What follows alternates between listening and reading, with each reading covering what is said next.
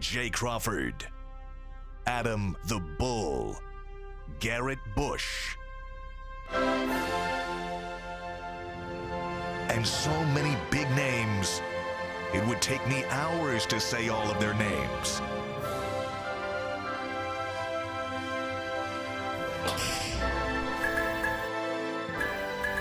The ultimate Cleveland sports show. Booyah! Friday! Here we are. Not just any Friday, the Friday before Browns camp. We made it to the season. Ain't We're that crazy? officially through the dead part of the year. I mean, That's the rookies crazy. are in, the quarterbacks Yeah. are in. I mean, the vets are coming in. It's go time. Yeah. It is go. We're going to talk about the Browns. We're going to talk about camp, the structure of camp this year, the fact that it's off-site, good idea, bad idea. Well, at least part of it is offside. Yeah, the beginning of it is Yeah. off-site. We'll go through that. Also, the Guardians return home tonight. They take on the Phillies. Gavin Williams is throwing. I can't Yeah. wait to be there. I've got to see this kid throw again. I saw him throw a bullpen in spring Yeah. training and was blown away by his stuff. Are you sitting in those fancy seats behind home plate tonight? I will be there. There Nice. you go. Yeah, I'll be there. There you I'll go. get Nice. best place to see a pitcher. Oh, yeah. Because you hear the smack of the glove. You see everything. That's sweet. So, looking forward to that. We're also top 5 ultimate new alternate uniforms. Yes, I think this is based off the fact that the Browns introduced their new white helmets, right? the Browns did introduce the new white helmets, but 7 other teams have debuted or are going to debut Right. new uniforms, including 2 that will be debuted against the Browns this year. Oh, nice. Both the Colts and the Seahawks will be debuting their new jerseys against Cleveland. So we're going to rank, All right. of the 8, what are our favorites. And I'm telling you, I don't like them all. I have some serious qualms with at least 2 of them. Out on a limb here, the Browns are in your ultimate 5. They are in the top 5. I would imagine they would be. Are they 1? We'll find out. I wasn't here. I mean, I was here the day we showed that commercial that teased the announcement. right, So right. we kind of talked about it. Now that we've seen them, I wasn't here the next day. Do you guys like the uniform? Oh, yeah, I like them. I love it, too. I do, and I'm not, big uniform guy. I know but- you're not, yeah. But I do think they're cool. I think they're the nicest the Browns have had since I've been here. Yeah, in my I agree opinion. with that. Yeah. I agree Oh, yeah, with that. yeah. I really like the helmets. I think they're cool looking. So anything that you want to get off your chest, drive to work this morning, shout out to the butcher, what do you got? Well, I'll tell you, my son's been away at sleepaway camp, as I told you on yes, Monday. yes. And we finally pick him up tomorrow.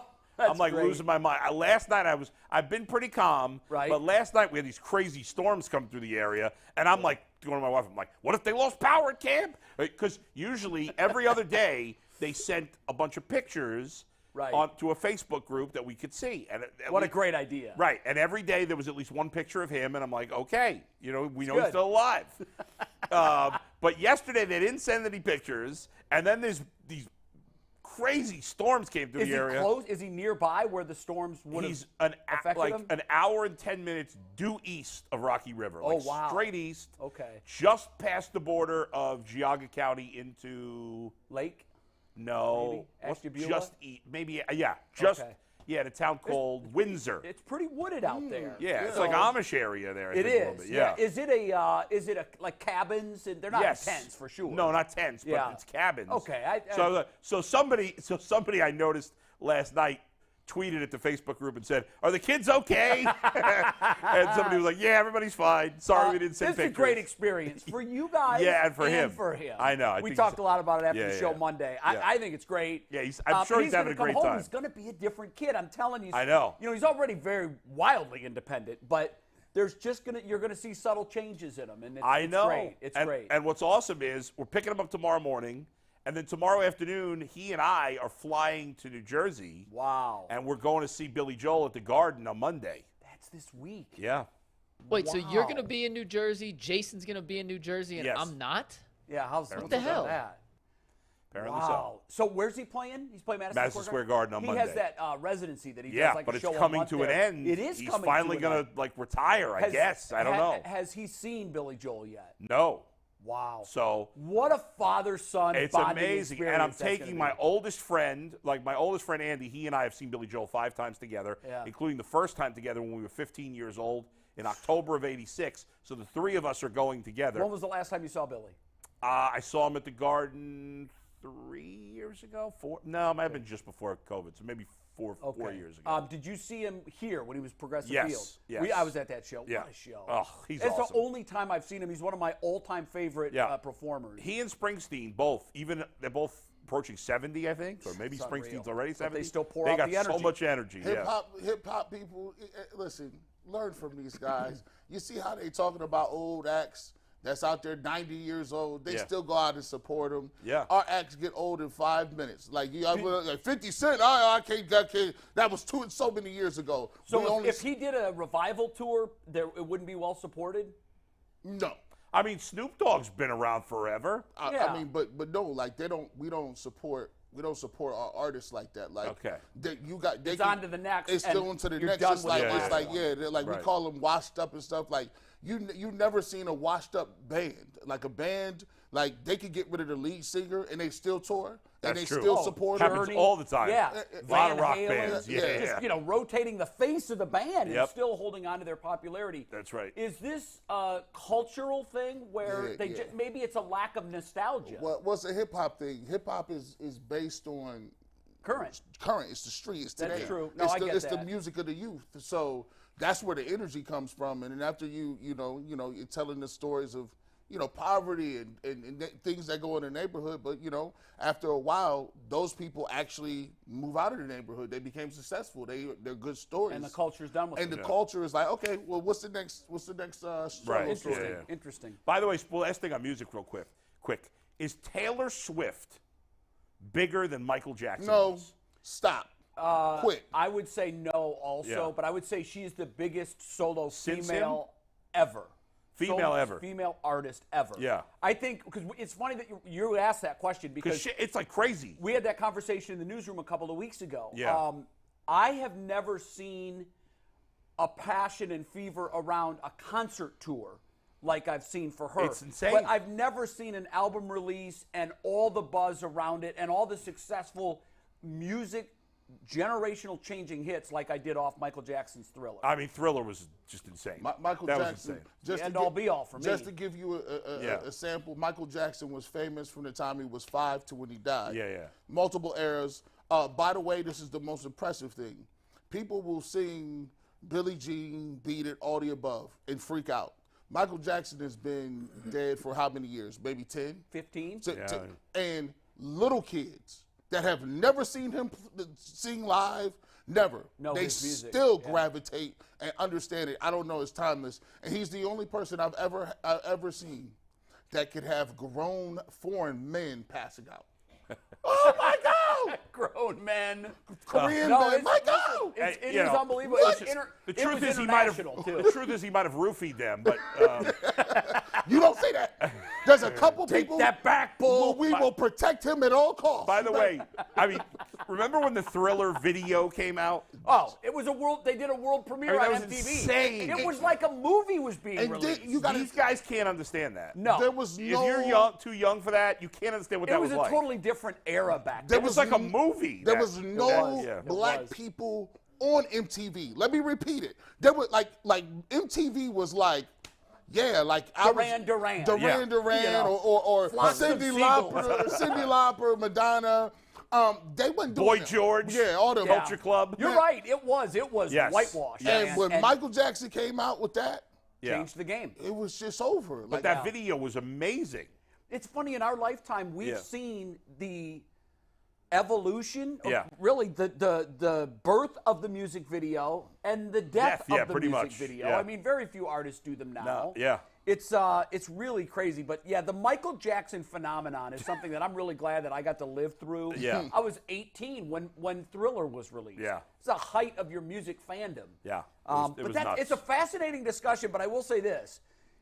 Taylor Swift currently has something, she's doing something right now that's never been done before. Listen to this. She has 4 of the top 10 albums. Yeah, that's insane.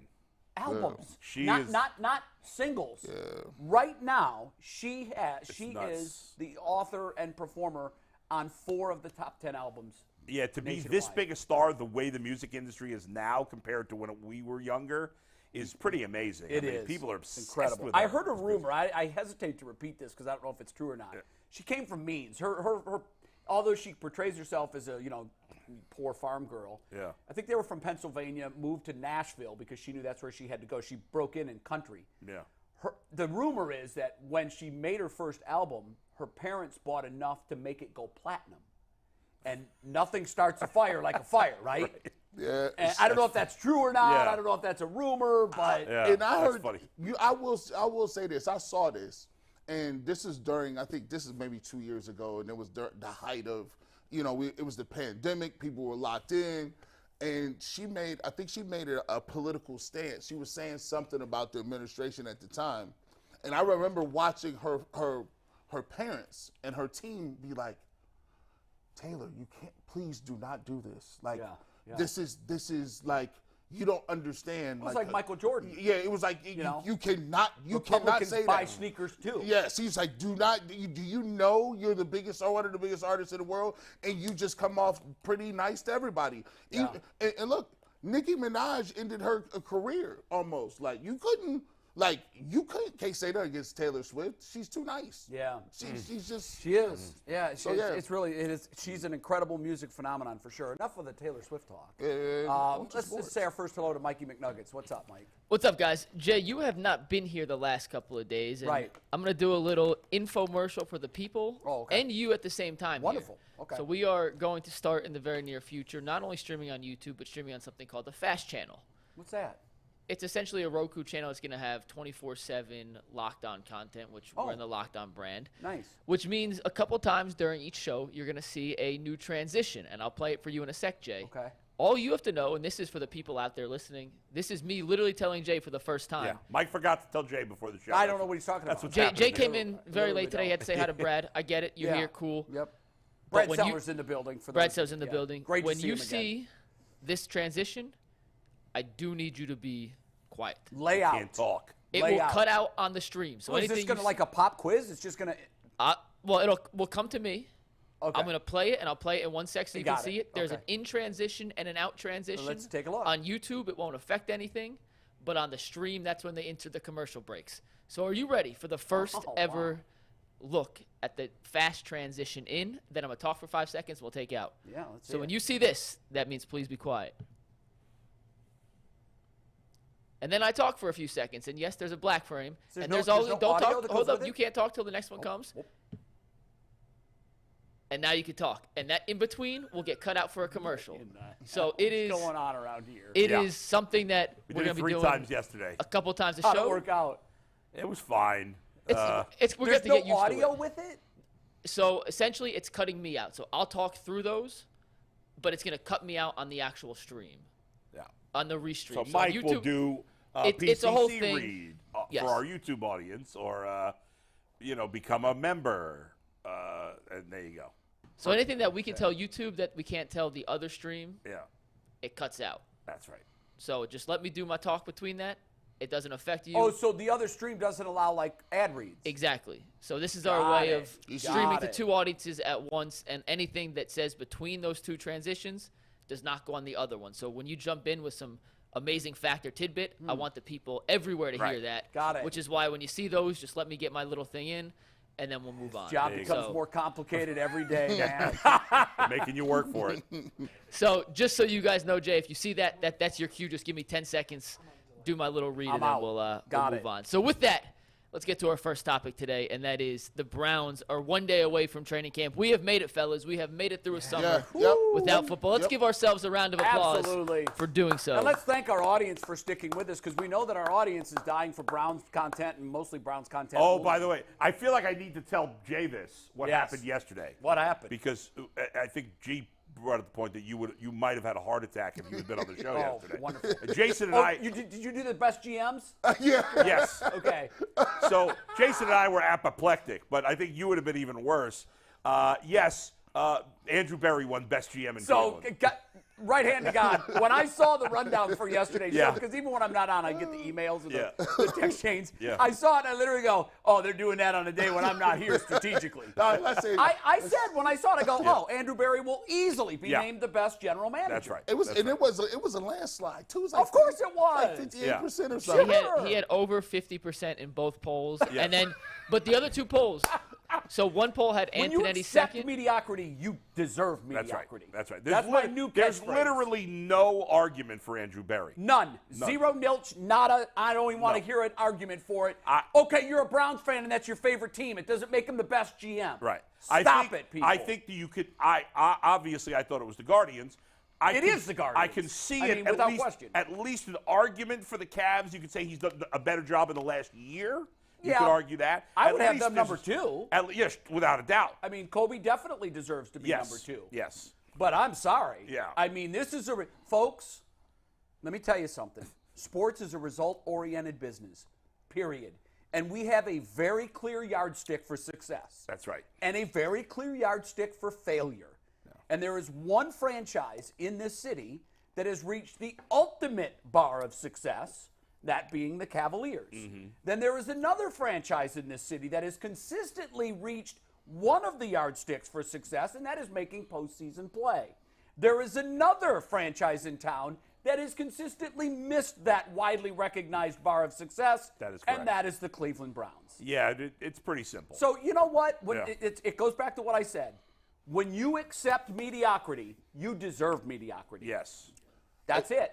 And when you applaud mediocrity, Yeah. you especially deserve mediocrity. The slant I threw on it was the fans and the people love splash moves. They want splash. They want big. Big is better. No, winning is better. Well, if we're going to argue that, then the Cavs have made the biggest splash move in the last year. And that's why. No, Deshaun Watson's a bigger move than Yeah, not- I wouldn't No, say but Deshaun not. was bigger No, I than- said in the last year. Yeah, the last year, you're Deshaun right. was more than a year ago. So, Yeah, you're so right. the two moves that I think that sway people the most was the Deshaun Watson deal. Yeah. Also, the Donovan Mitchell deal. When now it started the Cavs clock a little bit earlier, but it was a big move, and it made people say, see, sometimes when you give them a present or a gift, it makes you think that they really love you, right? Like, you could buy somebody's love and attention. There's no good argument, G. If the Browns win the Super Bowl this year, we could have a different conversation. Absolutely. Well, hold on, we'll see. If they make a Yeah. deep run, I don't care about splash If they moves. make a deep run in the playoffs this year, we could have a different Splash discussion. moves can be measured But- by success. Yeah. But You here's win. the thing. When you speak about success, Yeah. if championships will count, there's only one team with one. Well, I also said Correct. if they make a deep run in the playoffs. Yeah. So here's And the the But Guardians, Kobe Altman Indians wasn't the have done that. GM of the championship team. okay. So what I'm saying is, Yeah. there's a lot of people who give the Guardians the benefit of the doubt, which they do a lot with less. But there is a strategic part of the fan base that says, I don't like it. I need you to I do hear more. you. But in the end, of these three front office groups, now in fairness, the Guardians have been around longer, but of these three front office groups, the Guardians have had the most success. Yeah. Right? I'll give you that. And they have the biggest disadvantage of the three. They do. Because they are limited payroll-wise by ownership, and the other two are not. Who do you so think- even though they have the biggest disadvantage, they've had the most success. Who do you think? Well said, Bull. Who do you think is the least liked owner in town? Probably Dolan. Yeah. It should be Haslam. And that is, And he's the guy that's delivered the city the most exciting moments. Yes. And it's not even Yeah. close, by the way. And that's no. and I think that's why they shade the Guardians, because they don't like the owner. This is it. The owner doesn't spend. It doesn't matter if they care more that he doesn't spend than that he sucks and Yeah. does a terrible job. Yes. So All right, enough of that. Camp opens today. Here's a question that we're going to use as our jumping off point. Which player has the most to prove this training camp for the Browns? Who is it? We should have threw the caveat. We can't say Deshaun Watson because that's that's true. the obvious Well, answer to when I everybody. saw the question, I'm like, is that a real question? Yeah. Yeah, I guess I assume we all would say not Deshaun Okay, Watson. because he's I mean, the I answer. put 0.1 second into Yeah. thinking about this because I Yeah. thought, well, that's easy. That's easy. Okay, Deshaun so Watson. outside of Deshaun Okay. Watson, my bad. Good distinction, because we all agree. Everybody agrees. The fan Yeah. base agrees. There are many futures and jobs that are pinned to Deshaun Watson being good this year. that's all of them. Yeah. Because this is it. This is the make or break year. That's right. This is it. This regime is hearing the clock in the background, and the clock is the watch on Deshaun Watson's wrist. Who has the most to prove? This is. It was kind of tough if you take Deshaun Watson out. I'm gonna go with Jedrick Wills. Interesting. He got his fifth year guaranteed to him, so he got his money. But there's something to be said when we go back and evaluate, right? if they don't sign Jedrick Wills to another contract and he's not the left tackle of the future, that goes down as a massive whiff. You drafted him in the top 10, and I think more than anybody, Jedrick Wills has been handled with kid gloves like I've never seen in my life. Like, we'll take Myles Garrett to task. We'll talk about Nick Chubb can't get his money next year because running backs are diminished. We already know what we say about Deshaun Watson. Like Donovan Peoples-Jones, we've already told him you're going to be on another team because you ain't good enough. But when it comes to Jedrick Wills, it's, well, hold on. Maybe is it too bad? I mean, I know what the grades say, and I do see the clips where he just stands up and doesn't do anything. But really, can we get anybody better? So why don't we is that it right there? Because good great left tackles don't fall out of trees. They don't. Or Thank God, I crush everybody. I think that's another thing, and then he gets the benefit of coming after Joe Thomas a little bit. So you think that you're judging him hard, or very harsh, because hey, it's not Joe Thomas. What are you looking for, right? So we give him the benefit of the doubt a little bit. Yeah. But to me, that's a top 10 pick. And one of the things that we've said, if you want to be a good organization, when Perrion Winfrey got in trouble, somebody said, are you going to bring in a replacement? Are you going to bring in somebody? At some point, the replacements have to be the guys you drafted. Yeah, they do. The replacements have to be the dudes on the roster. Especially when they're drafted that highly. Yes, that highly. So I would go Who you got, Bull? Well, because I got a couple other names that are popping into my head. There's a bunch of guys, and Jedrick Wills is certainly one of them. I considered Elijah Moore. Yeah. I considered JOK as well. But ultimately, the guy with the most to prove is David Njoku. That's my guy. That's my guy. David Njoku has been paid as an elite tight end. Yeah. David Njoku has been at his best a above average tight end. And even that is stretching maybe a little.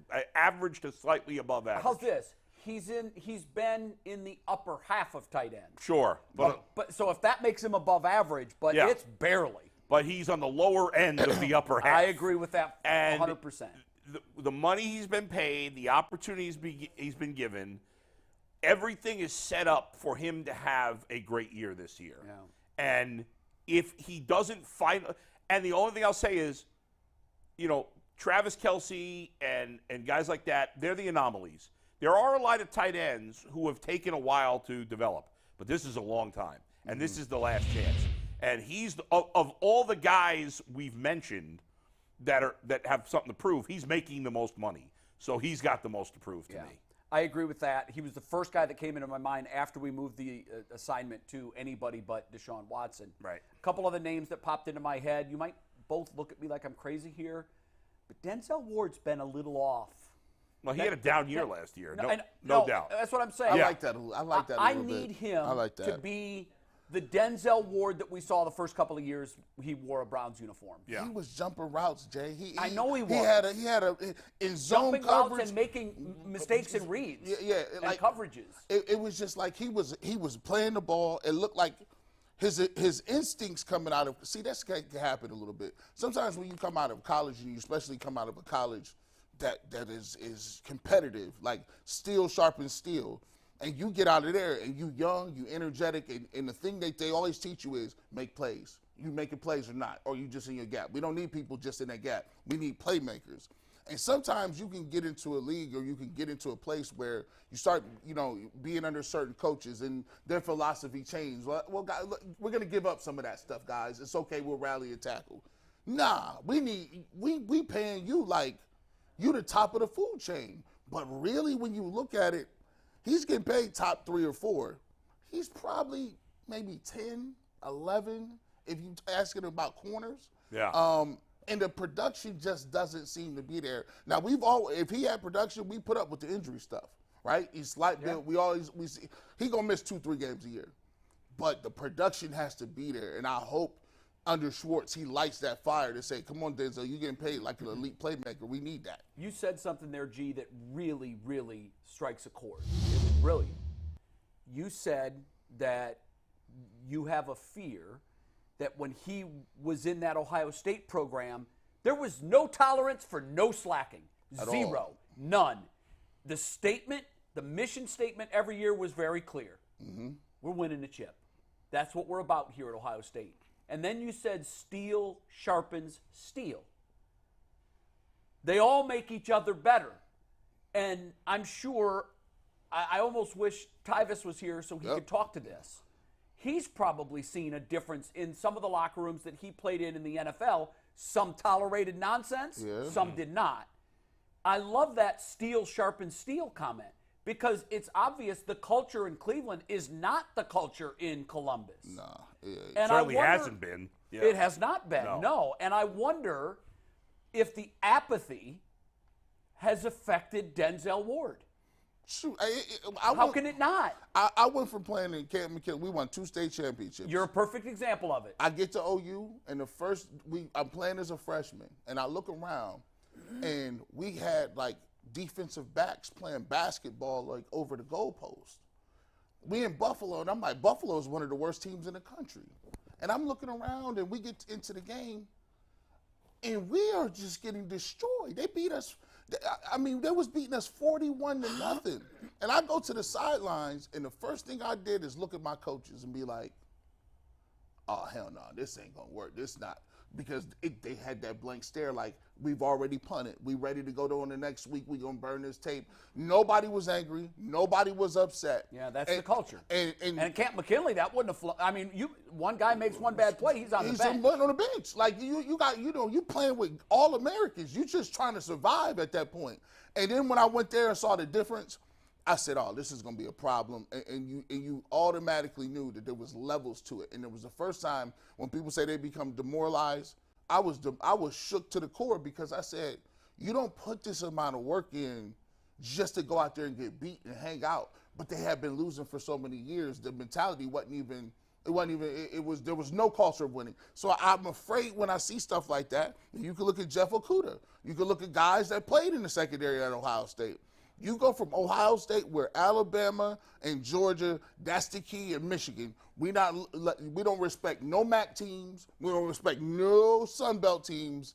And then you get to Cleveland, and then you start losing to the Lions and losing to the Jets on the onside. How many times have you ever seen somebody get an onside kick? I know. It just don't happen. It don't happen in Little League. Especially when they know it's coming. When it's coming. One thing if there's an element of surprise, but when you know what they're doing, and it doesn't happen unless it's week 2 against the Jets. Yeah, right. That's it. By the way, you know who we did not mention? Who belongs to us I have one guy too. Name him. Well, Bo, you say first. I think we're on the same line. Cade York. Oh, I wasn't going there, but Cade York is a good one. Cade York you guys is talk good. Cade York, and then I'll toss mine out next. The thing about Cade York is he made some great kicks. He made one great kick. Well, but he made a couple of the long ones. But he was very inconsistent. He was wildly inconsistent. Percentage was not good enough. Yeah. And the bottom line at that position is, if he's not good this year, he's gone. Even though he was drafted. It depends on how bad he is. Like, if he has another year like that, it won't be good, but I think it would be good enough for another year. Because, again, it's just like the Jed Wills thing. These dudes aren't falling out of trees. Well, but there's only one kicker job. And if there's a guy out there they think could be better, they'll move on, even though he was drafted. Yeah, but the Browns have done that before. to be really good. And then the guy goes to Minnesota and becomes a Pro Bowler. Right. Yeah, I hear you. Kickers are funny mentality. Sometimes it just takes them a little bit. We talked about the GOAT and how he started off very rough. Go look at Justin Tucker's early years as a kicker. Not great. He missed a lot of kicks. Even year 2? I can't remember what his year. I got his numbers right here. Two. I think it was. Like, year 1 was not Justin Tucker-like. And I think his struggles kind of carried into year 2. Okay, and then he became, like, automatic. So year 1 and 2 were actually really, really good. Years 3 and 4 is where he dipped. Okay. Year 1, he was 90%, 30 of 33. Year 2, 94%, 39 of 41. Wow. And then the next 2 years, he dipped to 83% and 82%. Yeah, which is. And then he's gone back after that, so he goes 82%. But he went 38 of 39 the next probably year. never been in the 80s since his fourth year. No, he's on not. A percentage. This most recent year, he was 86%. Was he really? Wow. 37 of 43, but he missed 360-yarders. So the point is, he's almost a victim of his own success. The Browns drafted Cade York high for a kicker. 3rd round or 4th round? Where was Fourth, it? I think. 4th round. 4th round? You draft a kicker in the 4th round. He's got to perform. You're expecting him to be good. Yes. I don't want to have to wait till year 3 or 4. No, you're for right. Him to get You're right. Good. He's on. I don't want to say he's on the clock, but he's under the microscope. Yes, for no doubt. Sure. Gosh, there's a lot of guys on this. If you Can I throw one more out to you? Yeah. I'm surprised no one mentioned this, but to me, Taki the Taki? number one guy, it's a different linebacker. It's JOK. Yeah, he mentioned he mentioned JOK. As one of the guys we mentioned could have been, but not one of those we talked about. To Yeah. me, JOK is the answer, and you guys are all right in your own different ways. But Right. we need to know two things about JOK. One, how Is does he a Jim linebacker? Schwartz plan? Well, I guess three. Is he a linebacker? B, if he is, how does Jim Schwartz plan to unleash him? And then three, and we're not going to learn this in training camp, but can the dude stay healthy? Yeah. Is he physically capable of being a long-term solution in that second level of the defense? Yeah, and no, I know that's a that's not good a point. training camp question to be answered, Yeah. but to Well, me, it could be. he has to prove. I mean, the guys do get dinged in training fair. camp. He has to prove that he can learn Jim Schwartz's system and figure out how to actually be a guy who's Yeah. not I like a that. secondary. The interesting thing third with JOK, all these other guys we mentioned are NFL players. We're just asking to be better NFL Yeah, players. you're right. I don't know that for sure that JOK is an NFL player. Yeah, DeQuell Jackson agrees. I think, yeah, I know he does strongly. So I think, you know what? Here's what I think this exercise shows, guys. Get your thoughts. Yeah. It's what we've talked about. This is perhaps the most pivotal year for the Browns in the last decade. And I know you could say, well, after they made the playoffs, you want them to continue that success. But I can think of front office wise, if this doesn't work, if they end up underperforming, say 7-10 and miss the playoffs, it's rotten at the top. And I think Stefanski could be in big trouble. I think Andrew Berry could be in trouble. I think at some point they have to look long and hard whether or not Paul DePodesta should hold the keys to this franchise. Well, I mean, all of that is true. If Deshaun Watson is not good, Yeah. and for whatever reason, again, I think he's going to be good, but if he's mentally scarred, he can't get over can't get over the knee injury, whatever it is. Yeah. Let's say he's not good. All right? Stefanski's fired, Berry's fired, maybe DePodesta too, who knows. He's been the common link through a couple of regimes. I think Nick Chubb's gone. Oh, really? Because they're not going to pay him he's cap hit is $16 million. Yeah. If Deshaun Watson stinks and they're like, in a way, they're starting over. Now they can't because they still locked into him. Yeah. And I hate to go down this road too much because I don't think it's going to happen. But I think Myles Garrett could certainly be gone. He's going to want out of here. Could be a complete total blowout. So, yes, this is I think it's the biggest year certainly in at least the 12 years I've been covering the Browns. It feels like a bull. And that's why I've been pounding the concrete, and people used to say all the time, well, come on, guys are good, just go ahead and chill. I said, there's no chill in this offseason. There's none. You wasted the chill last year. Just done. Like, you got to think about it, man. We waited through 0-16, 1-15, right, to get Baker. We did that to get Nick Chubb. We did that to get Myles Garrett. We did that to get Denzel Ward. Well, let's start to see some fruit. Those picks are all guys that we drafted from being the most worst team in the league. Baker's gone. We just talked about Denzel Ward. If the Browns aren't good this year, they're definitely looking to move and say, hey, let's look at what did we get for Jalen Ramsey? Can we get off this contract? Myles Garrett is the only person that you have left on your roster that can bring you back any draft capital. They'd probably move him and listen to 3 or 4 teams if they wanted to give up. So this whole house of cards could crumble. Yeah, right. If Deshaun Watson isn't the guy, Right. then this franchise is damn near you're almost erasing the whole thing and starting over. That's true. On the other hand, if he is the guy, there's no limit to how good they can be. Really? I think so. I agree. Now, listen. Kansas City, Buffalo, Cincinnati are up here.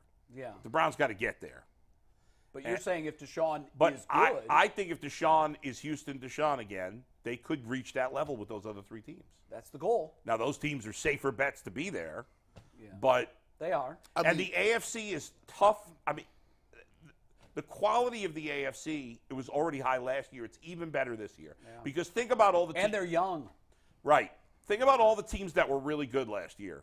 Well, Cincinnati, yeah, they got worse at safety, but they got better on the offensive line. Overall, they're just as good. Sure. Not to mention, you think about Burrow. His first year, training camp was COVID. His second year, he was coming off a torn ACL. Last year, I don't know if you guys remember this, he had a burst appendix Yes, right in his I do training camp. remember. So this is his first normal training camp. Right. We know what the Chiefs are, how good they are with Mahomes. The Jaguars are just going to get better with Trevor Lawrence. Yes. The Bills are still really good. What have they That's lost? 4 teams that Right. could easily win an AFC championship. I personally think Miami's going to go a little backwards, but if Tua is healthy, he was good, really good when he was healthy. He's great last when he's year. healthy. Right? We know the Ravens don't stink. We know the Steelers will be competitive. We know the Jets are a little like the Browns. It's an older quarterback, but it's like, well, if Aaron Rodgers plays at an MVP level, they're certainly a playoff contender. Boy, it's not a great time to make an all-in move in the AFC. It's tricky. It's very tricky. And I didn't even mention the Chargers. Yeah. I know, who I think, despite the fact they've got a lot of talent, I think their coach has really kept them from doing, Right.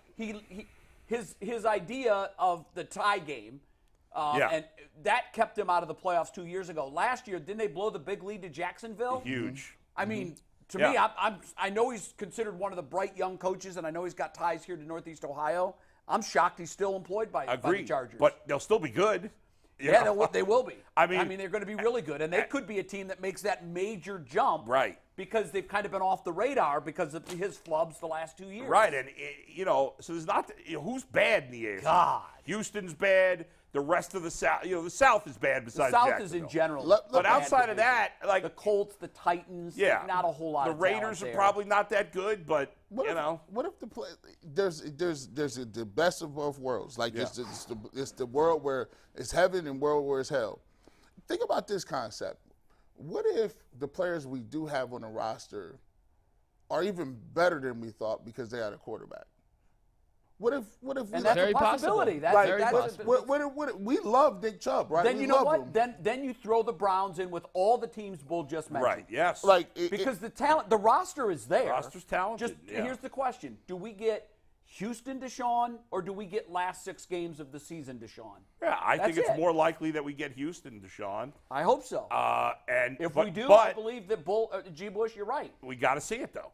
We We gotta got to see it. Yeah, that's why he is easily the answer to that question. Right. I mean, he's got everything to prove. And I think one of the main storylines we're going to talk about now that the season has started, the biggest question is how much are they going to play in the preseason? Because to me, that's no longer dismissible, right? They literally have to look at, all right, guys, I know we don't want to do it with injuries. Andy but Reid does it. Andy Reid plays his players.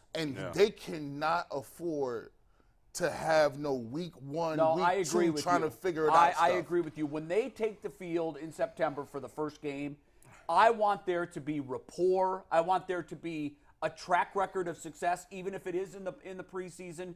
I want them to not look like it's a dress rehearsal. Yeah, I agree. They're playing the Bengals week 1. It's a tough test right off You've the come bat. out of the gate shooting, So man. you got to be ready to go for Yeah, that game. I think that this is the year, if there's ever been a year, that you blow up this idea that they play very, very little. That's become the trend, especially now that it's down to just 3 games.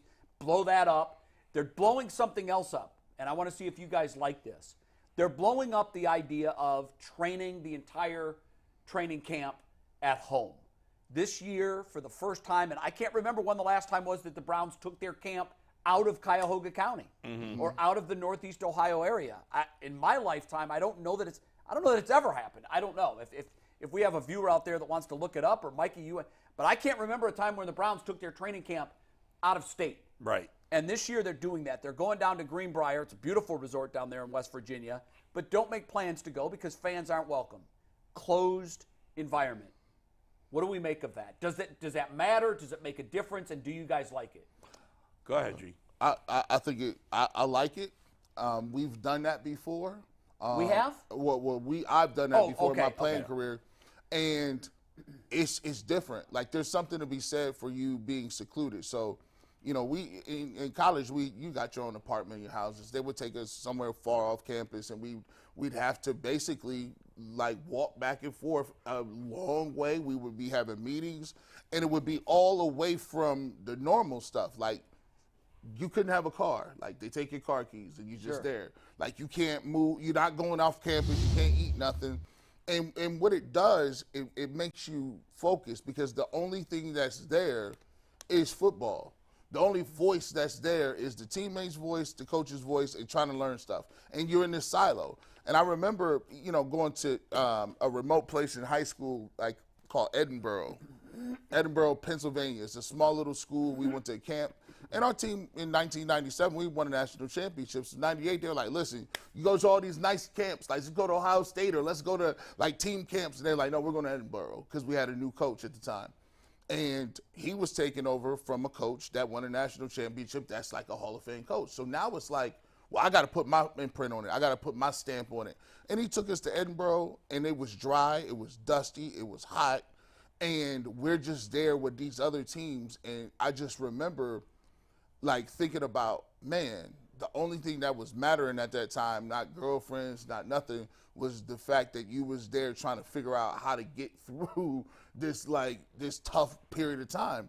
And what happened was when we got back and started doing two-a-days and stuff, it gave us this little sense of security. Just Bull was talking about his son is being off and doing different things and shooting archers and he'll come back and he'll have 5-10 years of experience. He'll feel like, wow, he's kind of mature, because there's something to be said for going off somewhere and the first night you being scared. By the third night you got friends. By the fifth night you're like, oh, I can do this. Yeah. That's why people go camping and go to retreats, is to find that inner thing. So I love it. I love the fact that they're telling those and they're signifying, guys, it's important. If you want to be what you want to be, Myles Garrett and Deshaun Watson, you want your career back, and Nick Chubb, you want to get in the playoffs, and Joe Bitonio, don't be like Joe Thomas. That's what they're telling them. This is what's going to take to get there. And so I think it's brilliant for them to do it, and I think they should be locked in, ready to go when they come back. Bull? Yeah, I mean, you think about it. I mentioned before Joe Burrow's training camps. The Browns have, Kevin Stefanski was a new coach the COVID year, right? They went to the playoffs. Things kind of went south. Last year, it was a weird training camp because the Deshaun Watson suspension was hovering over the team the entire time. And so this feels like the first normal training camp for the Browns in a while. Mm-hmm. And I think Kevin Stefanski said, we have to do something different, right? What we've been doing has not been working. Mm-hmm. We'll find out if this helps. If they do well, we're going to say, well, I guess this did something. Mm-hmm. Who knows for sure? But there's something to be said for what you said there. Now, I don't know that the NFL players are going to have the restrictions that you guys had. I would hope they do, because I would think that if they're spending, how long are they going to be there? 10 days? 8 days, I think. I think 8 days. 8 days. Like, if they basically have to be on campus, if you will, the entire time, like, that's good chemistry building. That's good team building there. And that's something this team could use. I mean, and it gives Deshaun Watson a chance to maybe cement himself as the leader of the team, which is important. And I think it is. I'm going to echo everything you guys said, and I'm going to throw a lot more onto it. I love the idea. I think it's the best idea this franchise has come up with in the last couple of years. And here's why. The location was key. Edinburgh wasn't glamorous. It was gritty. Right, yeah. Greenbrier, West Virginia is a beautiful resort, but there's nothing to do there. That's right. There's no trouble to find. There's nowhere they're going to go where they're going to somebody's going to get in big trouble at 2 o'clock in the morning. Right. It's isolated, it's secluded, and it's just the team. And I've got a little bit of experience with this. When I was covering the Buccaneers and they were in Tampa, they trained at the University of Tampa. Mm-hmm.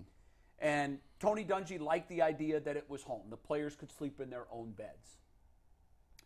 Then they decided, I think wisely, let's move this thing off-site. Now, they did it for different reasons. They did it because they wanted to sort of give their fan base in Central Florida an opportunity to see the Bucs in training camp. So they moved it to Disney in Orlando. And the media bitched and moaned because, we had to go to Orlando for 10 days or whatever, and we weren't in our own beds. But when John Gruden came in, there was team building that was taking place that I was quite frankly surprised to see, because Tony Dungy was a beloved head coach. You talked when the Bucs fired Tony Dungy, it felt like a wake at the facility. Mm-hmm. I remember when, I think I've talked about it on the show, Tony graciously met individually with all the reporters, and it just felt like a wake. You saw players milling about the building, heads down, no smiles, very quiet. They lost their beloved guy. So Gruden had an uphill climb. But when they were in Disney, they became one. They rallied around the concept of team. John was a much different leader. He was a rah-rah, slap you on the ass and tell you to get your act together, where Tony was just a quiet whistleblower. You know, he stood in the background, and it was he never swore. And I watched that team come together under John when they were off-site, and that's where their Super Bowl run began. Remember, John won it in his first season. Yeah. Mm-hmm. And so I think that this team, for whatever reason, and I'm not going to point fingers at any players, I'm not going to say it's a lack of leadership, for whatever reason, the culture here has been toxic since the return. I mean, with few exceptions. Right. You know, they had the playoff season in 2020, or it was 2020 they made the playoffs. Mm-hmm. They had the playoff season, but none of this success was sustained. And what really led to sort of the downward spiral of that 21 team was bitching inside the team. You know, you had the Odell and the Baker thing, and I think when the final history book is written on the early 2020s, that's going to be that was the crashing point. Mm-hmm. So I love this idea. They're all going to go together. You know what they're going to do? And I joked about this on the show, and I think somebody that had the itinerary, maybe it was Jason, said, "Yep, you're absolutely right. That's what they're going to do. They're going to go bowling one night. They're going to go to a movie one night. Swim. They're probably going to go and play laser tag or capture the flag. They're going to do team bonding outside of football activities. Right. And they're going to, if they don't already, really get to know one another. Not in a football sense, but what was the most important moment of your childhood? That kind of get to know. Because you got a lot of time and you're bunking with someone. Man. Yeah. And I've never been a part of a team that's gone away for a period of time to do that, but I know people that have, and they all say, like you said, you grow together as you grow up. And I love the idea, like you said, it might work, it might not. But I think there's a really good chance that it will, and we know this, what they had been doing was not working. Definitely not. So shake it up. Yeah. And I think it's a brilliant move by whoever, if it was Stefanski's idea, Andrew Barry, I don't know who came up with the idea, but they deserve a lot of credit. And I think we're going to see a different chemistry and a different culture in this team, at least to start the season. Yeah, and early camp is a good time to do it anyway. You talk about all these other non-football activities. It's not like the football in the first week, especially the first 4 or 5 days of camp, is not that intense anyway. Right. So, I just think it's a good time to say, to do all these things, to get to know each other, and hopefully it'll work because – nothing else has. I commend them because what they did, they pretty much changed. I think Stefanski understood that I'm a personality I'm going to be he's more of a Tony Dungy. He's not going to be Stefanski doesn't say crazy things. He's just, calm, cool, collected. But I think he understood that he couldn't have a guy like Joe Woods who was the same way. Right. Or Mike Prefer that was the same way. Yeah, you need a good cop, bad cop, or You whatever. needed, and they didn't switch that all the way up. Both those new coaches are intense guys. They are very intense. And you notice one thing, last year you had guys like Clowney saying, "Oh well, I'm only going to play on certain downs." You had busted in coverage and people turn around and pointing to different people, and you even had, to a certain extent, Greg Newsome, who's a mild-mannered kid that has never. All of a sudden, he's saying what he not going to do and what he is going to do. Telling the organization. I said, whoa, hold on now, you notice something? I don't hear very much no more. No, it's been quiet. It's early, to be fair. But when he came on, I don't think we're going to hear that. But when he came on, his tune was changed a little bit. Like, oh no, that's true. Slot, that's good soldier. I love what you said about you can't have too many of the same types. If you're going to typecast coaches, I think the Browns have the perfect mix right now.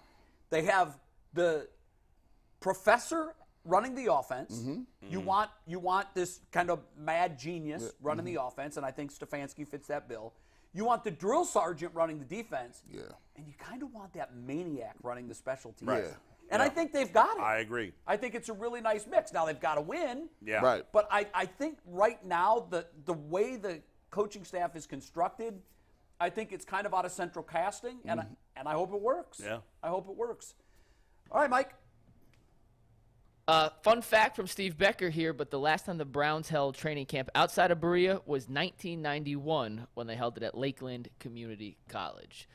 And with that, let's get to our next topic here. We're going to skip the running back topic. Just an update on that. I know they held it at Lakeland Community College, but that's Cleveland.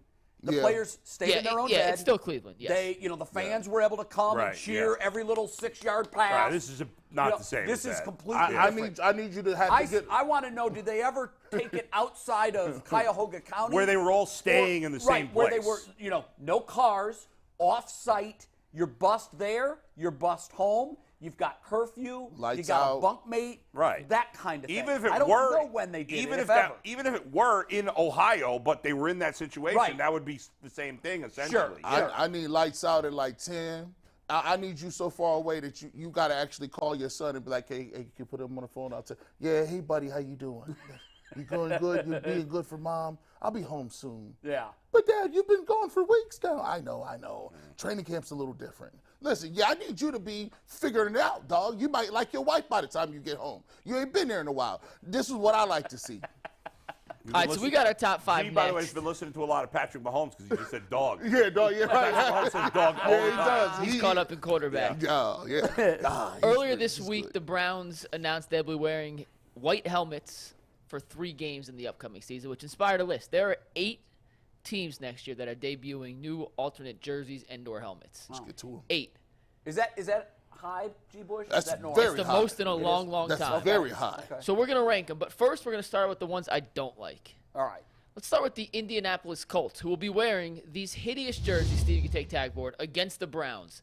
This looks like, A, the Duke Blue Devils, B, your generic Crata uniform in Madden, and C, like absolute dog shit. You're right. It's a great jersey. I don't like that at It's all. a great jersey for the Browns to beat the Colts in by 50. How about that? You know what? There's no contrast. There's no white This- to make the play. Like if you're a quarterback and you're looking for a white jersey, it's easier to spot. But if not a white jersey, a white pair of pants, a white helmet, like that's just blah. And if you were gonna That is pretty bad. I'm with you there. if you're gonna do that, you got to do one or two things. You're either gonna have to have a black jersey or black pants. You can't just come with blue and then Yeah, throw I a think black one. if one of the two were black, it'd probably be It pretty would cool looking. But you can't see. That's a team that's trying to do stuff but not offend nobody. The black helmets won't be that too. People, because think about it. The Colts got the most generic uniforms. They got Penn State uniforms. Like they don't even. It's just the Colt sign, the little horseshoe.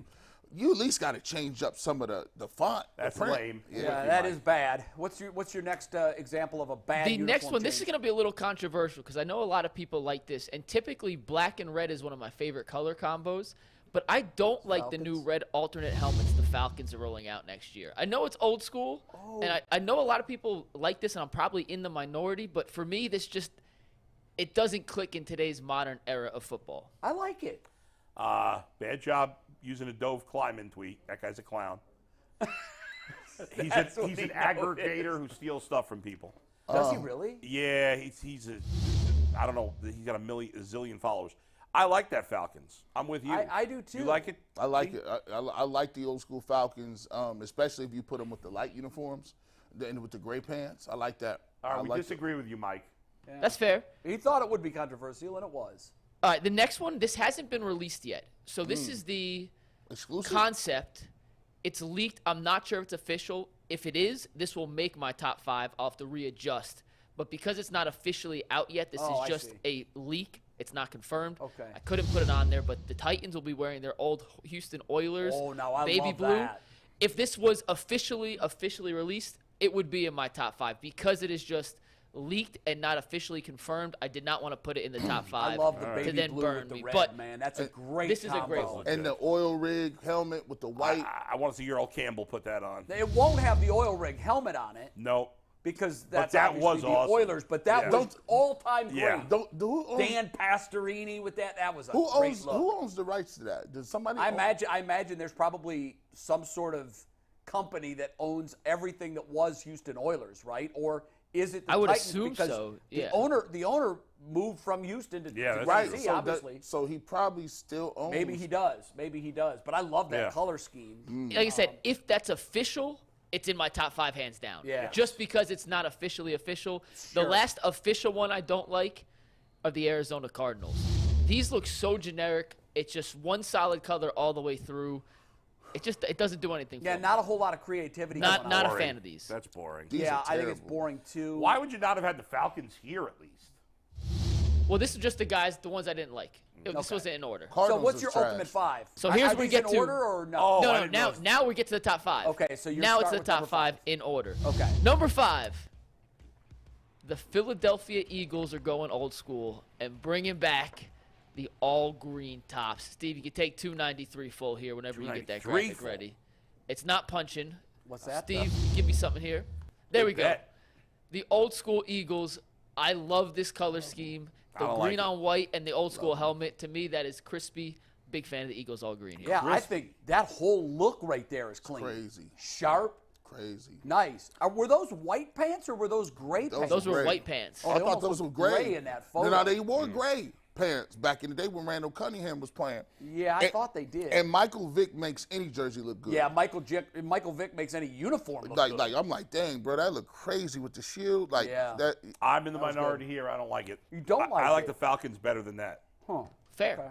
All right, number 4. The Vikings are going old school again, and this to me is the epitome of a clean jersey. I like the purple and gold, the new shoulder stripes, the outline of the white in the gold.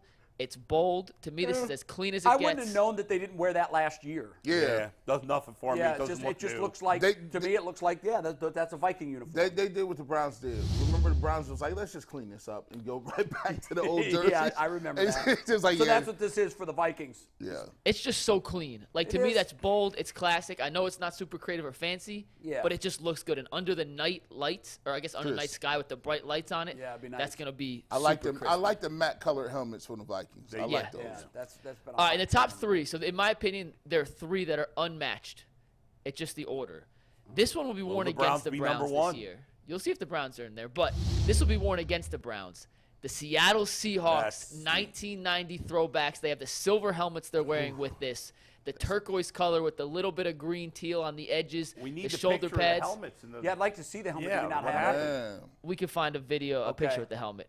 Give me one sec. The old I like the look of the jersey, though. Love I think the it's jersey. great. domes. Listen, them is them Steve Largents. Yeah. AK, there's the Ricky Jim Waters. Zorn. Yeah, Bro, are you as a big fella offended that all of the models in these are svelte skills players? Why don't they put a big 330-pounder in there to show off these new uniforms? They did. Remember that Joe DiPlatonio was leading with This is the helmet, by the way. setback numbers? Oh, that's awesome. Oh, yeah, that's crazy. This is I like this it a is lot. That's crazy. It's And gonna they be- will wear this against the Browns in Week 6. Oh, fun. Defensive ends, like if you got a guy like Micah Parsons or Myles Garrett, all those are your. Yeah, but they never put, like, I don't know a why. sloppy lineman on there. Yeah, they don't want that one to look like bad. a Vince Wilfork. No, why would you do that? Why would you ruin? Come on They now. don't want no one. Listen, everyone projects what they want to be, right? Sean Rogers. Right. No, I'm not trying to. Yeah, all Big- right. Yeah. If your name is Big Baby, Because in the modeling world, it used to they used to just go with the beautiful, thin, tall woman. Mm-hmm. But now you turn on commercials and you see all of LA commercials and you see some biggins in there. I never understood why a lot of those models in those days they had no curves.